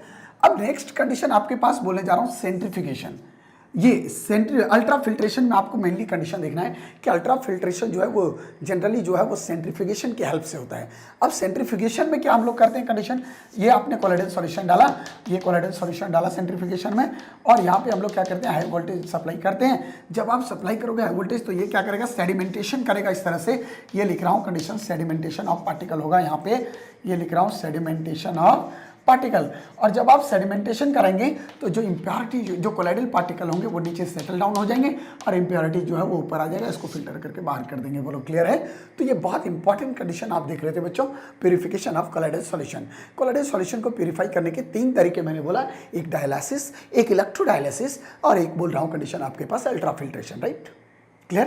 तो बहुत इंपॉर्टेंट तरीके से, बहुत इजी तरीके से आपने समझा कैसे किया मैंने। डायलिसिस समझ में आ गया, इलेक्ट्रोडायलिसिस क्यों किया ये भी समझ में आ गया, और अल्ट्रा फिल्ट्रेशन में जो है वो स्पेशल टाइप ऑफ फिल्ट्रेशन होगा, filtration in presence of special equipment centrifuge. Clear है? सेंट्रीफिकेशन कराते हैं, सेडिमेंटेशन करा के जो है वो कोलाइडल पार्टिकल को नीचे सेटल डाउन करते हैं और इम्प्योरिटीज को फिल्टर आउट करके बाहर कर देते हैं। सबसे पहले हम लोग पढ़ेंगे टर्मिनोलॉजी, क्या क्या टर्म्स हम लोग यूज करेंगे सरफेस केमिस्ट्री के अंदर। सरफेस केमिस्ट्री अगर मैं बताऊं आपको तो 3 पार्ट में एग्जैक्टली डिवाइड है।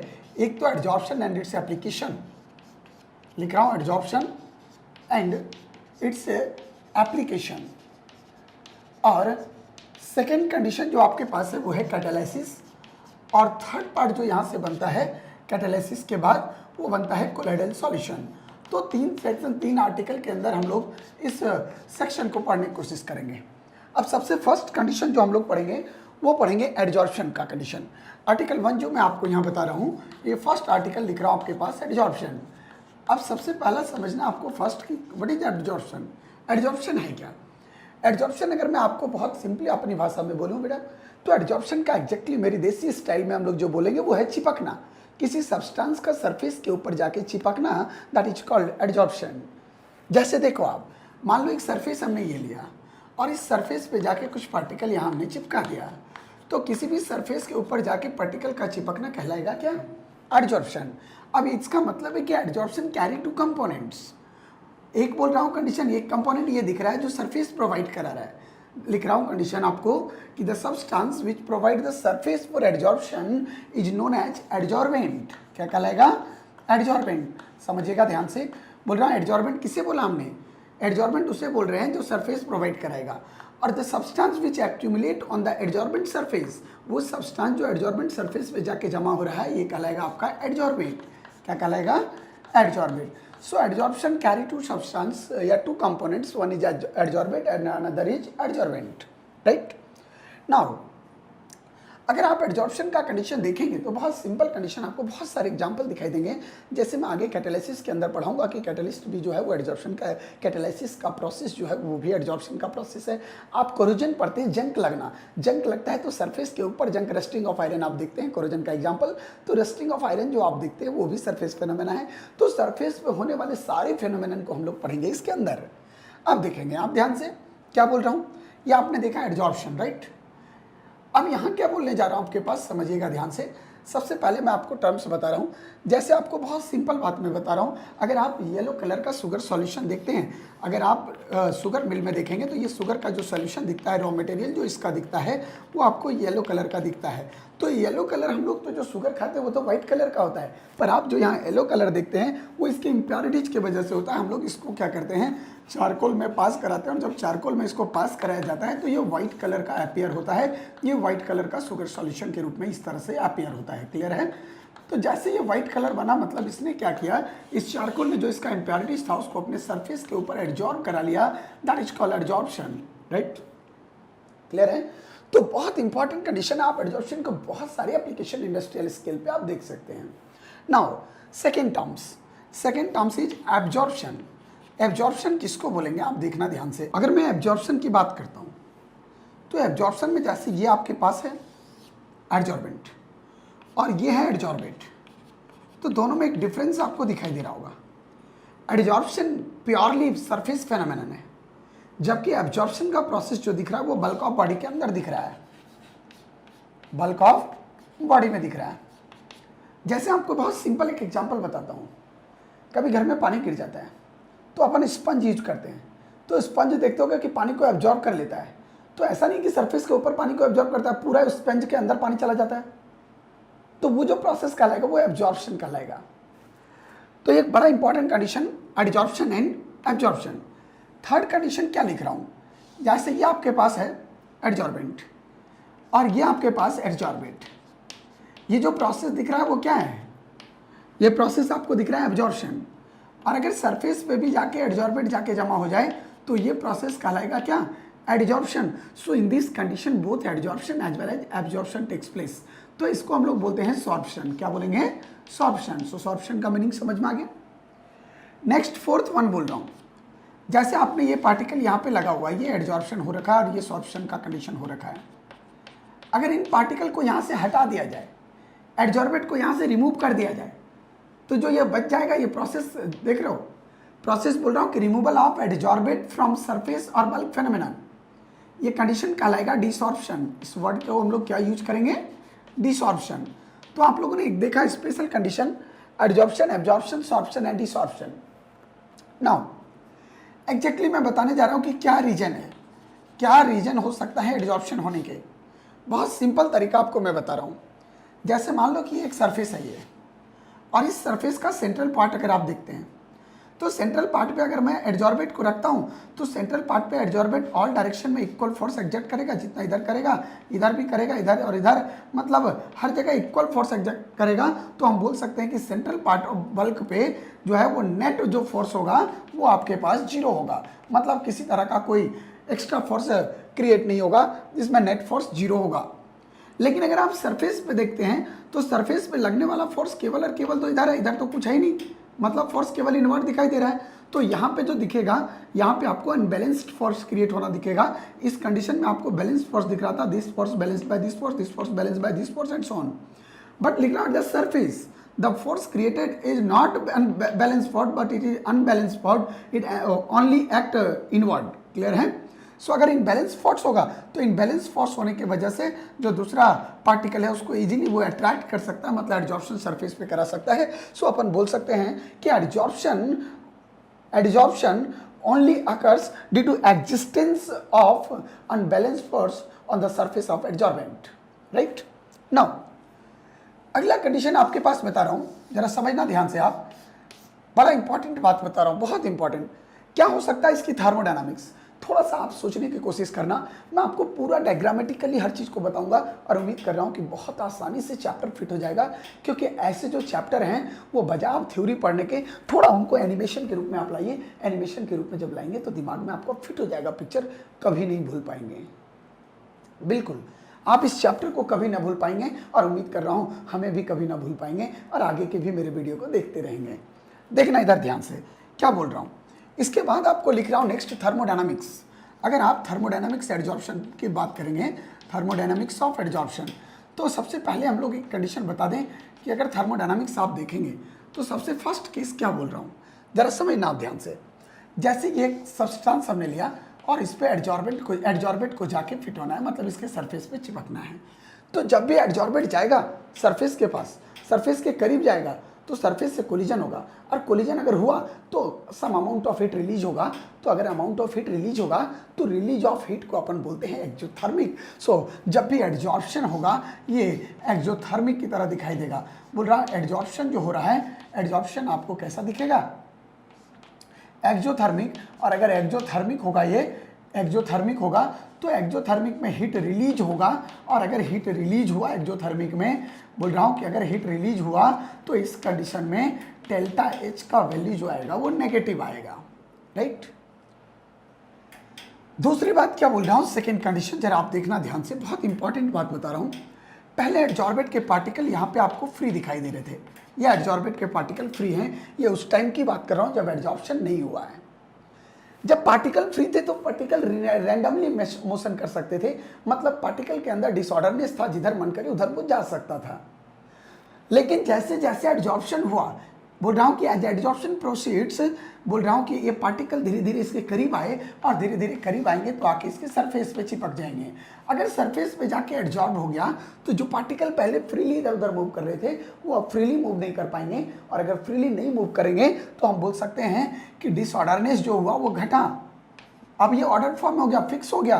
पहले डिसऑर्डर था, इधर उधर बिखरा हुआ था, अब जाके सरफेस के ऊपर चिपक के फिक्स हो गया। मतलब आप बोल सकते हैं कि अब डिसऑर्डर नहीं रहा, मतलब डिसऑर्डरनेस घटा। और डिसऑर्डरनेस को अपन रैंडमनेस भी बोलते हैं। क्या बोल रहा हूँ? रैंडमनेस। और रैंडमनेस भी घटा, और रैंडमनेस को थर्मोडायनामिक्स की भाषा में बोलते थे एंट्रोपी।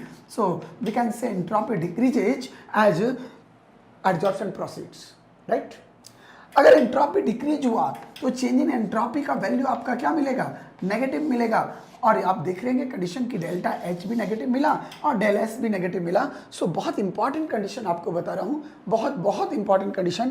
क्वेश्चन बना हुआ है यहाँ से, बोलता है कंडीशन, बोर्ड में भी क्वेश्चन बन जाता है, कॉम्पिटिटिव में भी क्वेश्चन बने हुए हैं कि what is the sign of del H and del S during the adsorption process.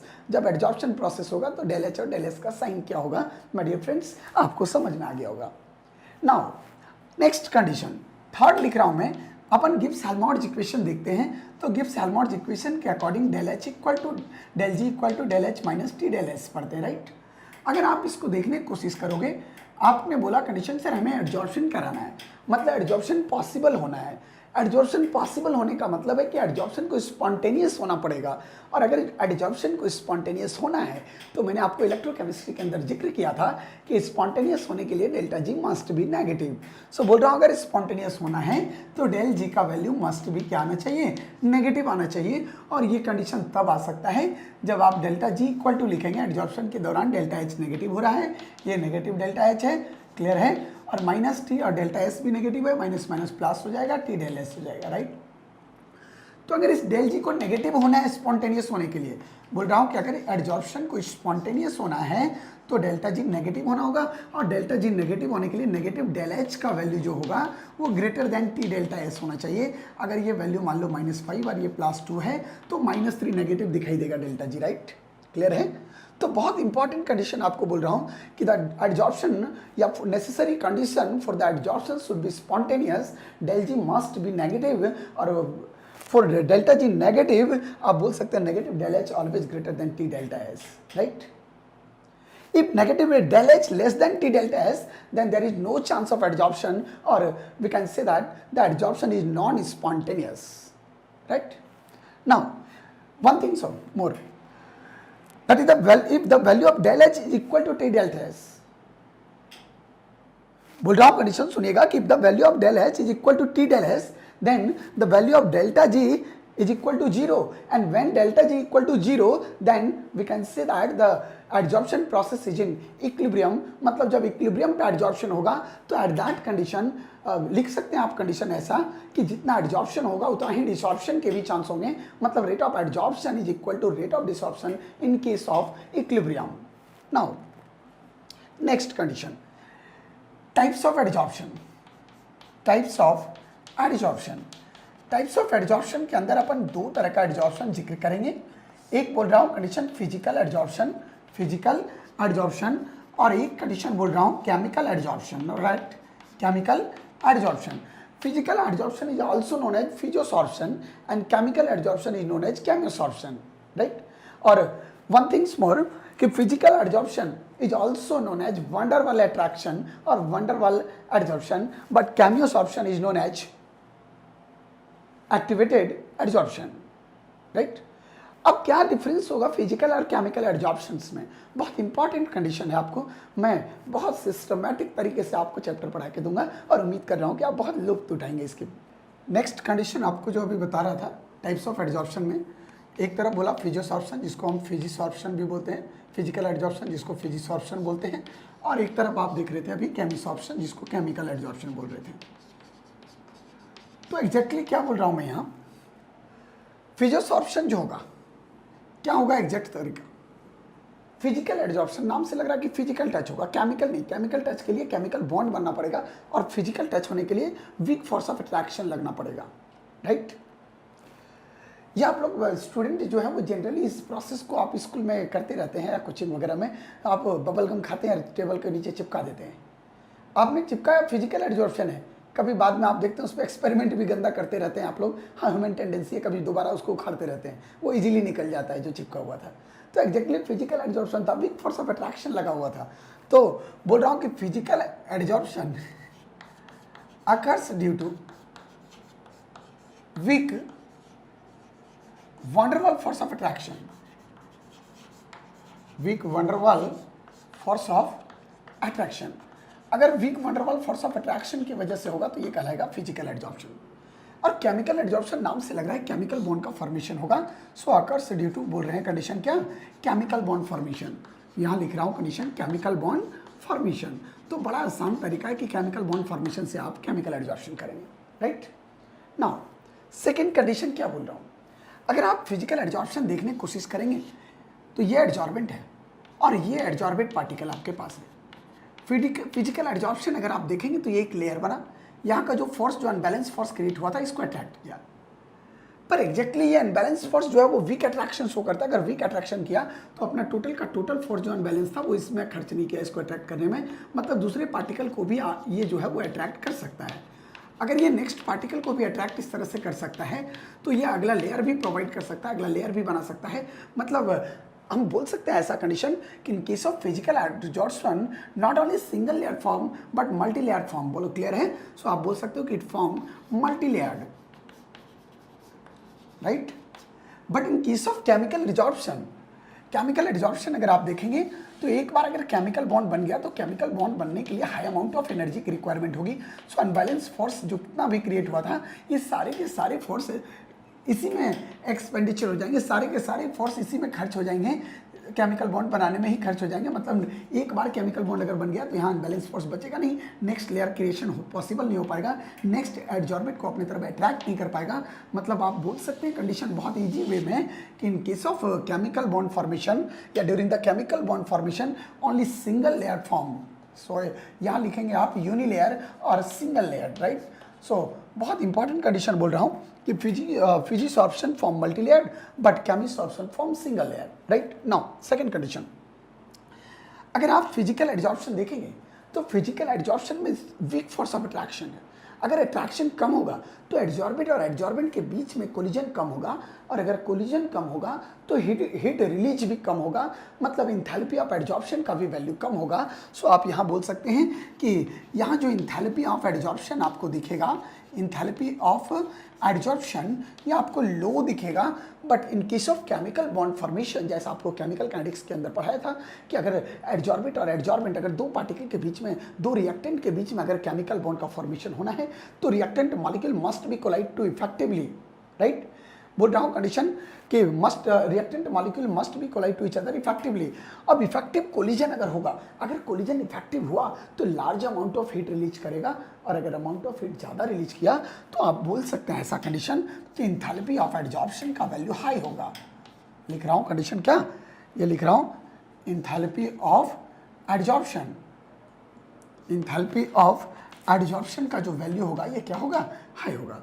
तो आपने अभी तीन कंडीशन देखा डिफरेंस ना। नेक्स्ट कंडीशन में आपको क्या बताने जा रहा हूँ, समझिएगा ध्यान से। मैं लिख रहा हूँ टेम्परेचर का इफेक्ट, क्या टेम्परेचर का इफेक्ट पड़ेगा फिजिकल एड्जॉर्प्शन के ऊपर और क्या टेम्परेचर का इफेक्ट पड़ेगा केमिकल एड्जॉर्प्शन के ऊपर, राइट। बड़ा सिंपल तरीका है। अगर मैं फिजिकल एड्जॉर्प्शन की बात करूँगा, जैसे आपने ये देखा, आपने ये एड्जॉर्बेंट पार्टिकल इसके ऊपर चिपके हुए हैं, आपने अगर यहाँ से टेम्परेचर बढ़ाना शुरू किया तो टेम्परेचर बढ़ाएंगे तो निश्चित तौर पे काइनेटिक एनर्जी भी बढ़ेगा, राइट है। और काइनेटिक एनर्जी अगर बढ़ा तो velocity of both adsorbent and adsorbent बढ़ेगा। काइनेटिक एनर्जी का मतलब है कि वेलोसिटी एड्जॉर्बेंट का भी इंक्रीज होगा और साथ ही साथ एड्जॉर्बेंट का भी इंक्रीज होगा। लेकिन एक इंपॉर्टेंट बात आपके पास क्या आती है निकल के कि सर अगर ऐसा होगा तो इससे क्या होगा, लेकिन जितना एड्जॉर्बेंट का आपका काइनेटिक एनर्जी बढ़ेगा, इसके रिस्पेक्ट में एड्जॉर्बेंट की काइनेटिक वेलोसिटी जो होगा एड्जॉर्बेंट का, ये एड्जॉर्बेंट का वेलोसिटी इसके रिस्पेक्ट में ज़्यादा बढ़ेगा। अब ऐसा क्यों होगा, देखिए इधर अगर आप देखेंगे बेस्ट एड्जॉर्बेंट, तो बेस्ट एड्जॉर्बेंट सॉलिड होता है, सबसे बढ़िया सरफेस प्रोवाइड कराता है सॉलिड, सॉलिड के ऊपर चिपकाना आसान होता है। आपने बबल गम खाया, सॉलिड के ऊपर चिपका दिया, कभी पानी के ऊपर चिपकाया क्या, नहीं चिपकाया ना। तो बोल रहा हूँ कंडीशन की सॉलिड के ऊपर चिपकाना आसान है, मतलब सॉलिड बेस्ट एड्जॉर्बेंट है, और गैसेस जो होंगे वो सबसे बेस्ट एड्जॉर्बेंट है। तो बोल रहा हूँ ये जो है वो बेस्ट एड्जॉर्बेंट कौन है, सॉलिड, और बेस्ट एड्जॉर्बेंट कौन है, गैसेस है। तो अगर आप गैस और सॉलिड की बात करेंगे तो यहाँ क्या कंडीशन होगा काइनेटिक एनर्जी दोनों का बढ़ेगा, लेकिन जितना काइनेटिक एनर्जी गैस का बढ़ेगा उतना सॉलिड का नहीं, क्योंकि काइनेटिक एनर्जी में force of attraction gases particle के बीच में कम होगा, तो गैसेस इजीली तेजी से दूर जाएंगे। और अगर दूर जाएंगे गैसेस के पार्टिकल, यहाँ से अगर दूर जाना शुरू कर दिए ये गैसेस के पार्टिकल, ये दूर जाना शुरू अगर कर दिए गैसेस के पार्टिकल, तो एड्जॉर्प्शन कम होने लग जाएगा। मतलब हम बोल सकते हैं कि एक्सटेंट ऑफ एड्जॉर्प्शन का वैल्यू कम होगा, एक्सटेंट ऑफ एड्जॉर्प्शन का वैल्यू कम होगा जब आप टेम्परेचर को इंक्रीज करेंगे इन case of physical adsorption, right. ये x है और ये m है। x को बोलते हैं अमाउंट ऑफ एड्जॉर्बेंट और m को बोलते हैं amount of adsorbent. So x by m denote करता है extent of adsorption, right. Now chemical adsorption अगर आप देखेंगे तो केमिकल एड्जॉर्प्शन में थोड़ा कंडीशन अलग तरह का दिखाई देगा। क्या डिफरेंस दिखेगा आपको? जैसे लिख रहा हूँ ये है एड्जॉर्बेट, एड्जॉर्बेट, ठीक है, और ये लिख रहा हूँ आपके पास एड्जॉर्बेंट, ठीक है। इनको एड्जॉर्प्शन कराना है, तो एड्जॉर्बेट और एड्जॉर्बेंट के पास अपनी एनर्जी तो है जिसको हम लोग सेल्फ एनर्जी बोलते हैं, लेकिन this self energy not sufficient for effective collision, और जब तक इफेक्टिव कोलिजन नहीं होगा तब तक केमिकल बॉन्ड का फॉर्मेशन नहीं होगा। मतलब जैसे आप यहाँ पे टेम्परेचर बढ़ाएंगे तो टेम्परेचर क्या है? हीट है, और heat is a form of energy. मतलब आप इसको एनर्जी प्रोवाइड करा रहे हो, और एनर्जी देंगे तो मतलब एनर्जी दे रहे हैं आप, जो extra amount of energy temperature के रूप में दे रहे हैं कहलाएगा एक्टिवेशन एनर्जी। और जब इनका सेल्फ एनर्जी और एक्टिवेशन एनर्जी कंबाइन होके थ्रेशोल्ड एनर्जी के बराबर हो जाएगा तो यहाँ पे एड्जॉर्प्शन कंप्लीट हो जाएगा। ये एड्जॉर्प्शन स्टार्ट है, ठीक है। एड्जॉर्प्शन हो चुका है, मतलब टेम्परेचर आपने बढ़ाया तो पहले एड्जॉर्प्शन, केमिकल एड्जॉर्प्शन क्या हुआ? बढ़ा, केमिकल बॉन्ड बना, इफेक्टिव कोलिजन हुआ, ये एनर्जी दिया, इसके बीच में इफेक्टिव कोलिजन हुआ, प्रोडक्ट का फॉर्मेशन हुआ। अब अगर टेम्परेचर और आप बढ़ाते चले जाएंगे तो जो बॉन्ड बना था वो धीरे धीरे ब्रेक करना शुरू हो जाएगा, और ब्रेक करेगा तो ये एड्जॉर्बेंट दूर हो जाएगा, एड्जॉर्बेंट से अलग हो जाएगा। मतलब आप बोल सकते हैं कि रेट ऑफ एड्जॉर्प्शन अब घटने लगेगा। सो यहाँ पे आपको डिफरेंट पार्ट थोड़ा दिखाई दे रहा है। केमिकल एड्जॉर्प्शन के केस में बोल रहा है कि जब टेम्परेचर राइज करेंगे, on rising the temperature firstly rate of adsorption increases और देन डिक्रीजेज, राइट, क्लियर है।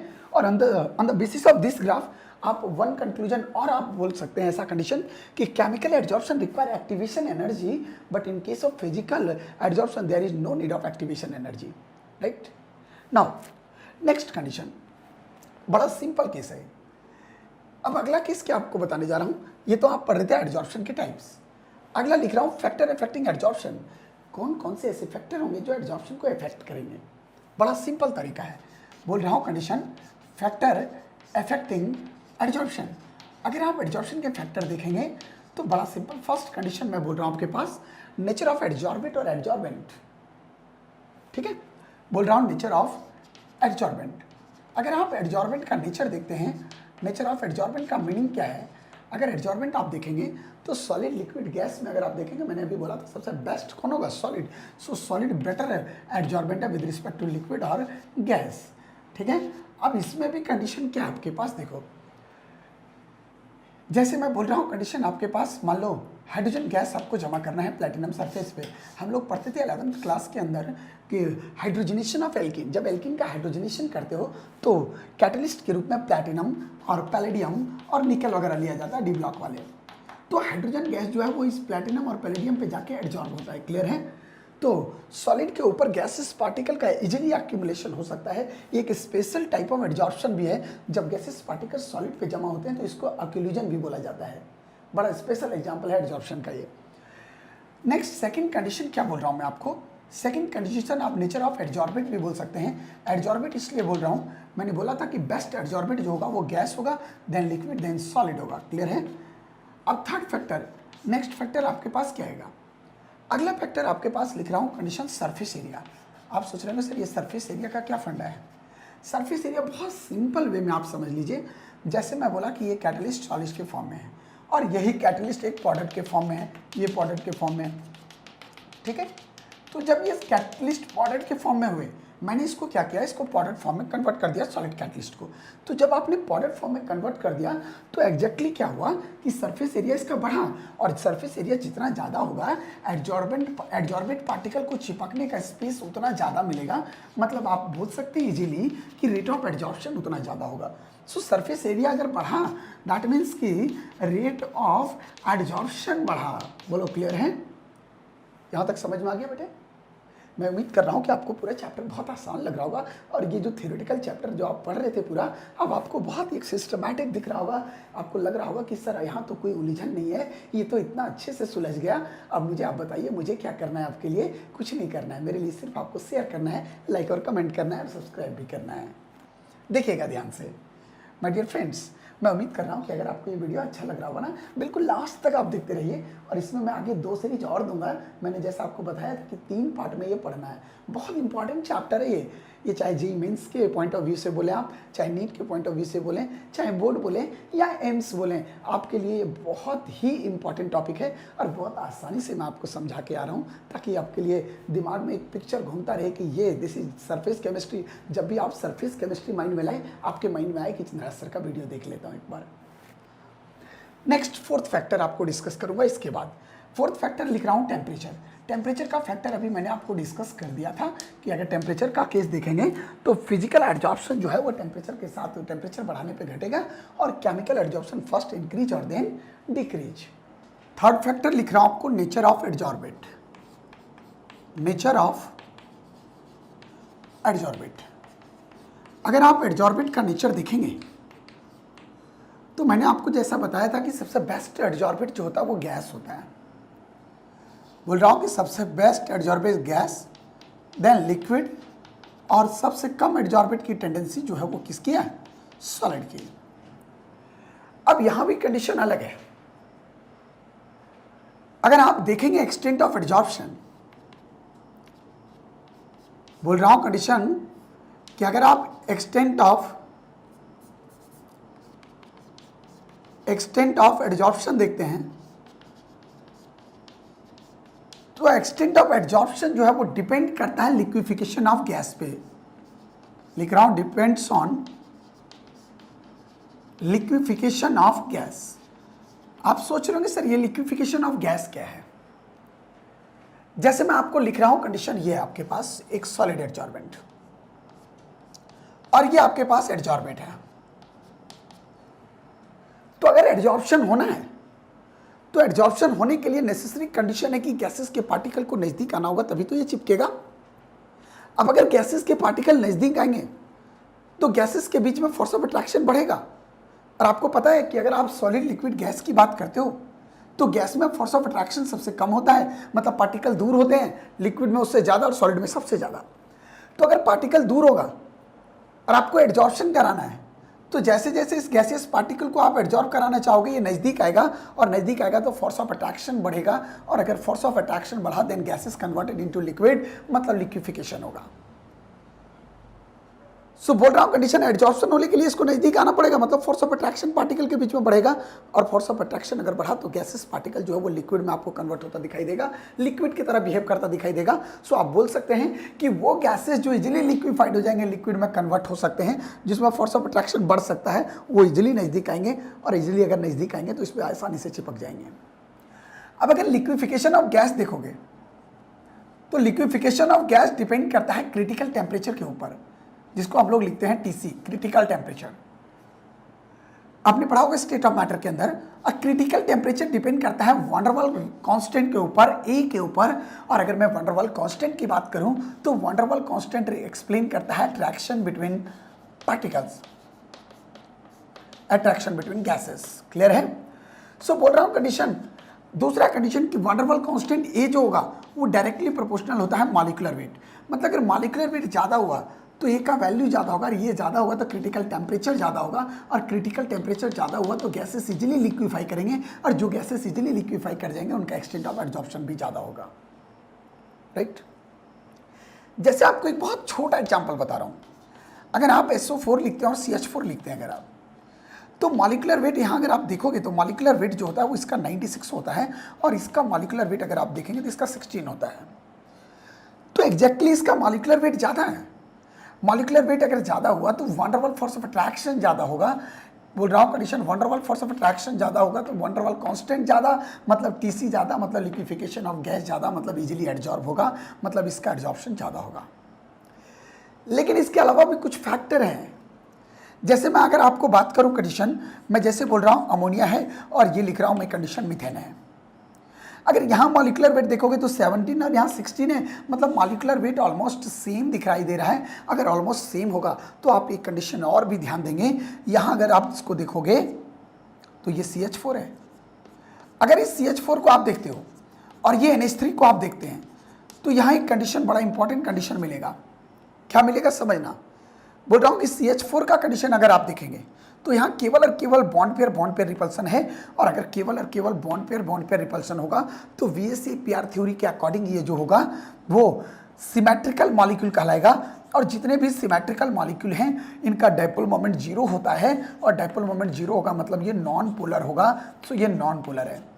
लेकिन यहाँ देखेंगे तो यहाँ bond pair lone pair repulsion भी है, अनसिमेट्रिकल मॉलिक्यूल है, और अनसिमेट्रिकल मॉलिक्यूल पोलर होते हैं, सो अमोनिया पोलर होगा, और पोलर होने की वजह से पोलैरिटी होगा। पोलैरिटी होगा मतलब क्या हुआ, चार्ज डेवलप होगा, और जब अपोजिट चार्ज डेवलप होगा तो दूसरे के साथ इजीली अट्रैक्ट करेगा, मतलब एक्सटेंट ऑफ एडजॉर्प्शन ज़्यादा होगा। सो पोलर कंपाउंड जो है उसका extent of adsorption in comparison to neutral gases compound ज़्यादा होगा, राइट। थर्ड फैक्टर आपने देखा नेचर ऑफ एडजॉर्बेंट। अब नेक्स्ट जो कंडीशन लिखने जा रहा हूं, नेक्स्ट फैक्टर बहुत ज्यादा इंपॉर्टेंट फैक्टर होगा, और लगभग सभी एग्जाम में क्वेश्चन यहां से बना हुआ है, चाहे वो जेई हो, चाहे नीट हो, चाहे वो बोर्ड का एग्जामिनेशन हो। लिख रहा हूं condition, effect of pressure, effect of pressure. अगर आप प्रेशर का इफेक्ट देखेंगे तो क्या केस बनेगा, एक जनरल कंडीशन आप पहले देखो। जैसे लिख रहा हूं मैं इस तरह का कंडीशन, आपके पास एक एडजॉर्बेंट लिया और एक एडजॉर्बेंट के ऊपर ये आपके पास एडजॉर्बेंट दिख रहा है, तो लिख रहा हूं कंडीशन आपको x मान रहा हूं मैं अमाउंट ऑफ एडजॉर्बेंट, x लिख रहा हूं अमाउंट ऑफ एडजॉर्बेंट, m लिख रहा हूं आपके पास, m को मान रहा हूं अमाउंट ऑफ एडजॉर्बेंट, और x बाय m लिख रहा हूं extent of adsorbent, extent of adsorbent. अब अगर प्रेशर का इफेक्ट आप देखेंगे, ये लिख रहा हूं x बाय m और ये लिख रहा हूं प्रेशर। बहुत सिंपल कंडीशन मैं आपको बता रहा हूं, जैसे जैसे आप प्रेशर बढ़ाना शुरू करोगे पार्टिकल चिपकना शुरू करेगा, मतलब एडजॉर्प्शन बढ़ेगा। तो जब आप लो प्रेशर डाल रहे थे तब तो सारे के सारे गैसेस कंबाइन करना शुरू कर रहे थे, थोड़ा प्रेशर जैसे बढ़ाया तुरंत एडजॉर्प्शन स्टार्ट, मतलब आप बोल सकते हैं कि जब लो प्रेशर पे था तो एडजॉर्प्शन ऑलमोस्ट लीनियर था। लेकिन प्रेशर बढ़ाते गए एक टाइम आया ऐसा जब मैक्सिमम एडजॉर्प्शन हो गया, और जिस प्रेशर पे मैक्सिमम एडजॉर्प्शन हो जाएगा वो प्रेशर कहलाएगा सैचुरेशन प्रेशर। क्या कहलाएगा, सैचुरेशन प्रेशर। मतलब हम लोग ऐसा बोल सकते हैं कंडीशन कि after saturation pressure there is no possibility of adsorption, या बोल सकते हैं कि beyond the saturation pressure adsorption होने का चांस आपको नहीं दिखाई देगा।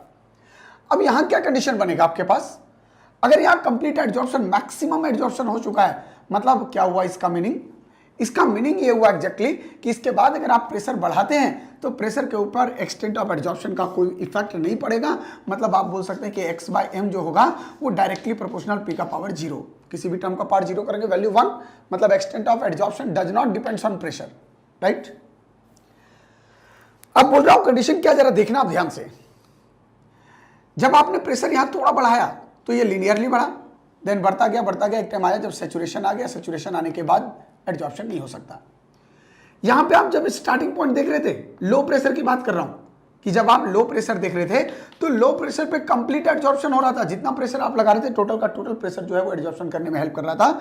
मतलब लो प्रेशर पे आप बोल सकते हैं कि x बाय m जो था वो डायरेक्टली प्रोपोर्शनल टू p था, मतलब जितना प्रेशर लगाया सारे के सारे गैस को एडजॉर्ब कराने में हेल्प किया। सो यहाँ पे डायरेक्टली टू p, और p का पावर कुछ नहीं दिख रहा है तो आप लिख सकते हैं 1। इसका मतलब क्या हुआ कंडीशन, अगर यहां लो प्रेशर है, ये हाई प्रेशर हुआ वेरी, तो ये जो है वो इंटरमीडिएट प्रेशर है, मॉडरेट प्रेशर। तो अगर आप मॉडरेट प्रेशर की बात करेंगे, मॉडरेट प्रेशर की बात करेंगे तो मॉडरेट प्रेशर पे इसमें रिलेशन दिया गया इसके बारे में कि x बाय m जो होगा वो डायरेक्टली प्रोपोर्शनल होगा p का पावर 1 बाय n, जहां पे n आपको ग्रेटर देन दिखेगा क्या, 2, या ग्रेटर देन इक्वल टू 2। अगर आप यहां 2 रखेंगे तो ये 0.5, इसका मतलब 0.5 ये 0 और 1 के बीच में है। सो आप बोल सकते हैं ऐसा कंडीशन कि 1/n का वैल्यू जो होगा वो 0 और 1 के बीच में होगा। बहुत important question, all India PMT 2012 का क्वेश्चन भी रहा है, तो बहुत बहुत इंपॉर्टेंट क्वेश्चन ये बनता है।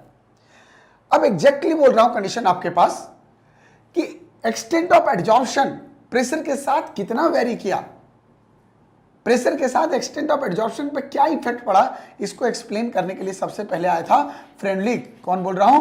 फ्रेंडलिक। और फ्रेंडलिक ने अपने ही नाम से दिया इसका एडजॉर्प्शन आइसोथर्म नाम, फ्रेंडलिक एडजॉर्प्शन आइसोथर्म। अगर आप फ्रेंडलिक एडजॉर्प्शन आइसोथर्म देखते हो तो आइसो मतलब सेम, थर्म मतलब टेम्परेचर रिमेन सेम। सो जब भी फ्रेंडलिक एडजॉर्प्शन आइसोथर्म की बात करते हैं हम लोग टेम्परेचर को कांस्टेंट रखते हैं। फ्रेंडलिक ने रिलेशन क्या निकाला? ये निकाला मॉडरेट प्रेशर के लिए कि x/m जो होगा वो डायरेक्टली प्रोपोर्शनल होगा p का पावर 1/n, जहां मैंने बोला आपको कि n 1/n का वैल्यू वेरी करेगा 0 से लेकर कहां तक? 1 तक। बोलो क्लियर है? और आपको मैंने बोला कि जब हाई प्रेशर लेंगे तो x/m does not depends on pressure. मतलब आप बोल सकते हैं ऐसा कंडीशन कि Freundlich adsorption isotherm does not valid at high pressure, right? Now next condition, अगर आप इसको यहां से हटाते हो ये इक्वल का साइन, तो x/m इक्वल टू आप लिखेंगे k इंटू पी का पावर 1/n, जहां k क्या है? कांस्टेंट है। ठीक है। दूसरा ग्राफिकल रिप्रेजेंटेशन आपको थोड़ा अलग तरीके से आएगा। आपने अभी इक्वेशन लिखा x/m equal to k into P का पावर 1/n। लॉग की प्रॉपर्टी लगा देते हैं, taking log on both side. तो आप लिखेंगे condition log x/m equal to log a into B log a plus B, तो लॉग k और ये हो जाएगा लॉग p का पावर 1/n। क्लियर है? लॉग का कंडीशन बताया था, लॉग का ट्रिक बताया था कि बिना लॉग टेबल का आप लॉग कैसे निकालेंगे, देखिएगा वीडियो जाके आप। अब यहां अगर आप देखोगे तो आप इसको लिखोगे log x/m equal to log k और plus log x to the power y log x मतलब 1/n, और ये लिखेंगे कंडीशन क्या? Log p। तो आपका प्रेशर का इफेक्ट देखना है एक्सटेंट ऑफ एडजॉर्प्शन के साथ, बहुत सिंपल है। ये लिख रहा हूं कंडीशन y एक्सिस, ये लिख रहा हूं कंडीशन x एक्सिस, और ये तो कांस्टेंट है, प्रोपोर्शनलिटी कांस्टेंट k। क्लियर है? या इसको लिख सकते हैं कांस्टेंट c, और ये जो x के साथ दिख रहा है आपके पास वेरिएबल ये है m, so y equal to c plus mx। मतलब अगर आप ग्राफ देखेंगे तो ग्राफ आपको मिलेगा स्ट्रेट लाइन और विद पॉजिटिव स्लोप, ये आपको ग्राफ दिखाई देगा। अब अगर आप m देखेंगे यहां पे स्लोप, तो स्लोप का वैल्यू आएगा कितना? 1/n। मतलब ये भी क्वेश्चन है कि जब फ्रेंडलिक एडजॉर्प्शन आइसोथर्म देखेंगे तो स्लोप क्या होगा। अब इसमें ग्राफ जो बना वो किसके बीच का बना? आपके पास ग्राफ जो बना वो ऐसा ग्राफ बना, ये आपके पास है लॉग x/m और ये pressure, straight line with positive slope. c क्या है? इंटरसेप्ट। इंटरसेप्ट का वैल्यू 0 नहीं है, अगर 0 होता तब तो पासिंग थ्रू द ओरिजिन होता, पर 0 नहीं है मतलब ओरिजिन से पास नहीं करेगा। सो graph straight line with positive slope बनेगा, लेकिन ओरिजिन से पास नहीं करेगा। ये पॉइंट आपका इंटरसेप्ट है जो डिनोट करेगा किसको? लॉग के को, राइट? तो बहुत इंपॉर्टेंट कंडीशन मैं आपको ये बता रहा था, उम्मीद कर रहा हूं मैं समझ गया होंगे आप इस चीज को आसानी से। तो माय डियर फ्रेंड्स, मैं उम्मीद कर रहा हूं कि मेरा ये वीडियो आपको बहुत अच्छा लगा होगा, और मैंने आपको बोला था कि पूरा 3 पार्ट में इस चैप्टर को मैं दूंगा, लेकिन मैं उम्मीद कर रहा हूं कि आप इस वीडियो को ज़्यादा से ज़्यादा लाइक देंगे, कमेंट देंगे, और ज़्यादा से ज़्यादा आप लोग शेयर करेंगे, अपने फ्रेंड तक मेरी आवाज़ को जरूर पहुँचाएंगे। मैं उम्मीद कर रहा हूँ आप मेरे साथ ऐसे ही बने रहिए हमेशा। Thank you so much for watching my this video.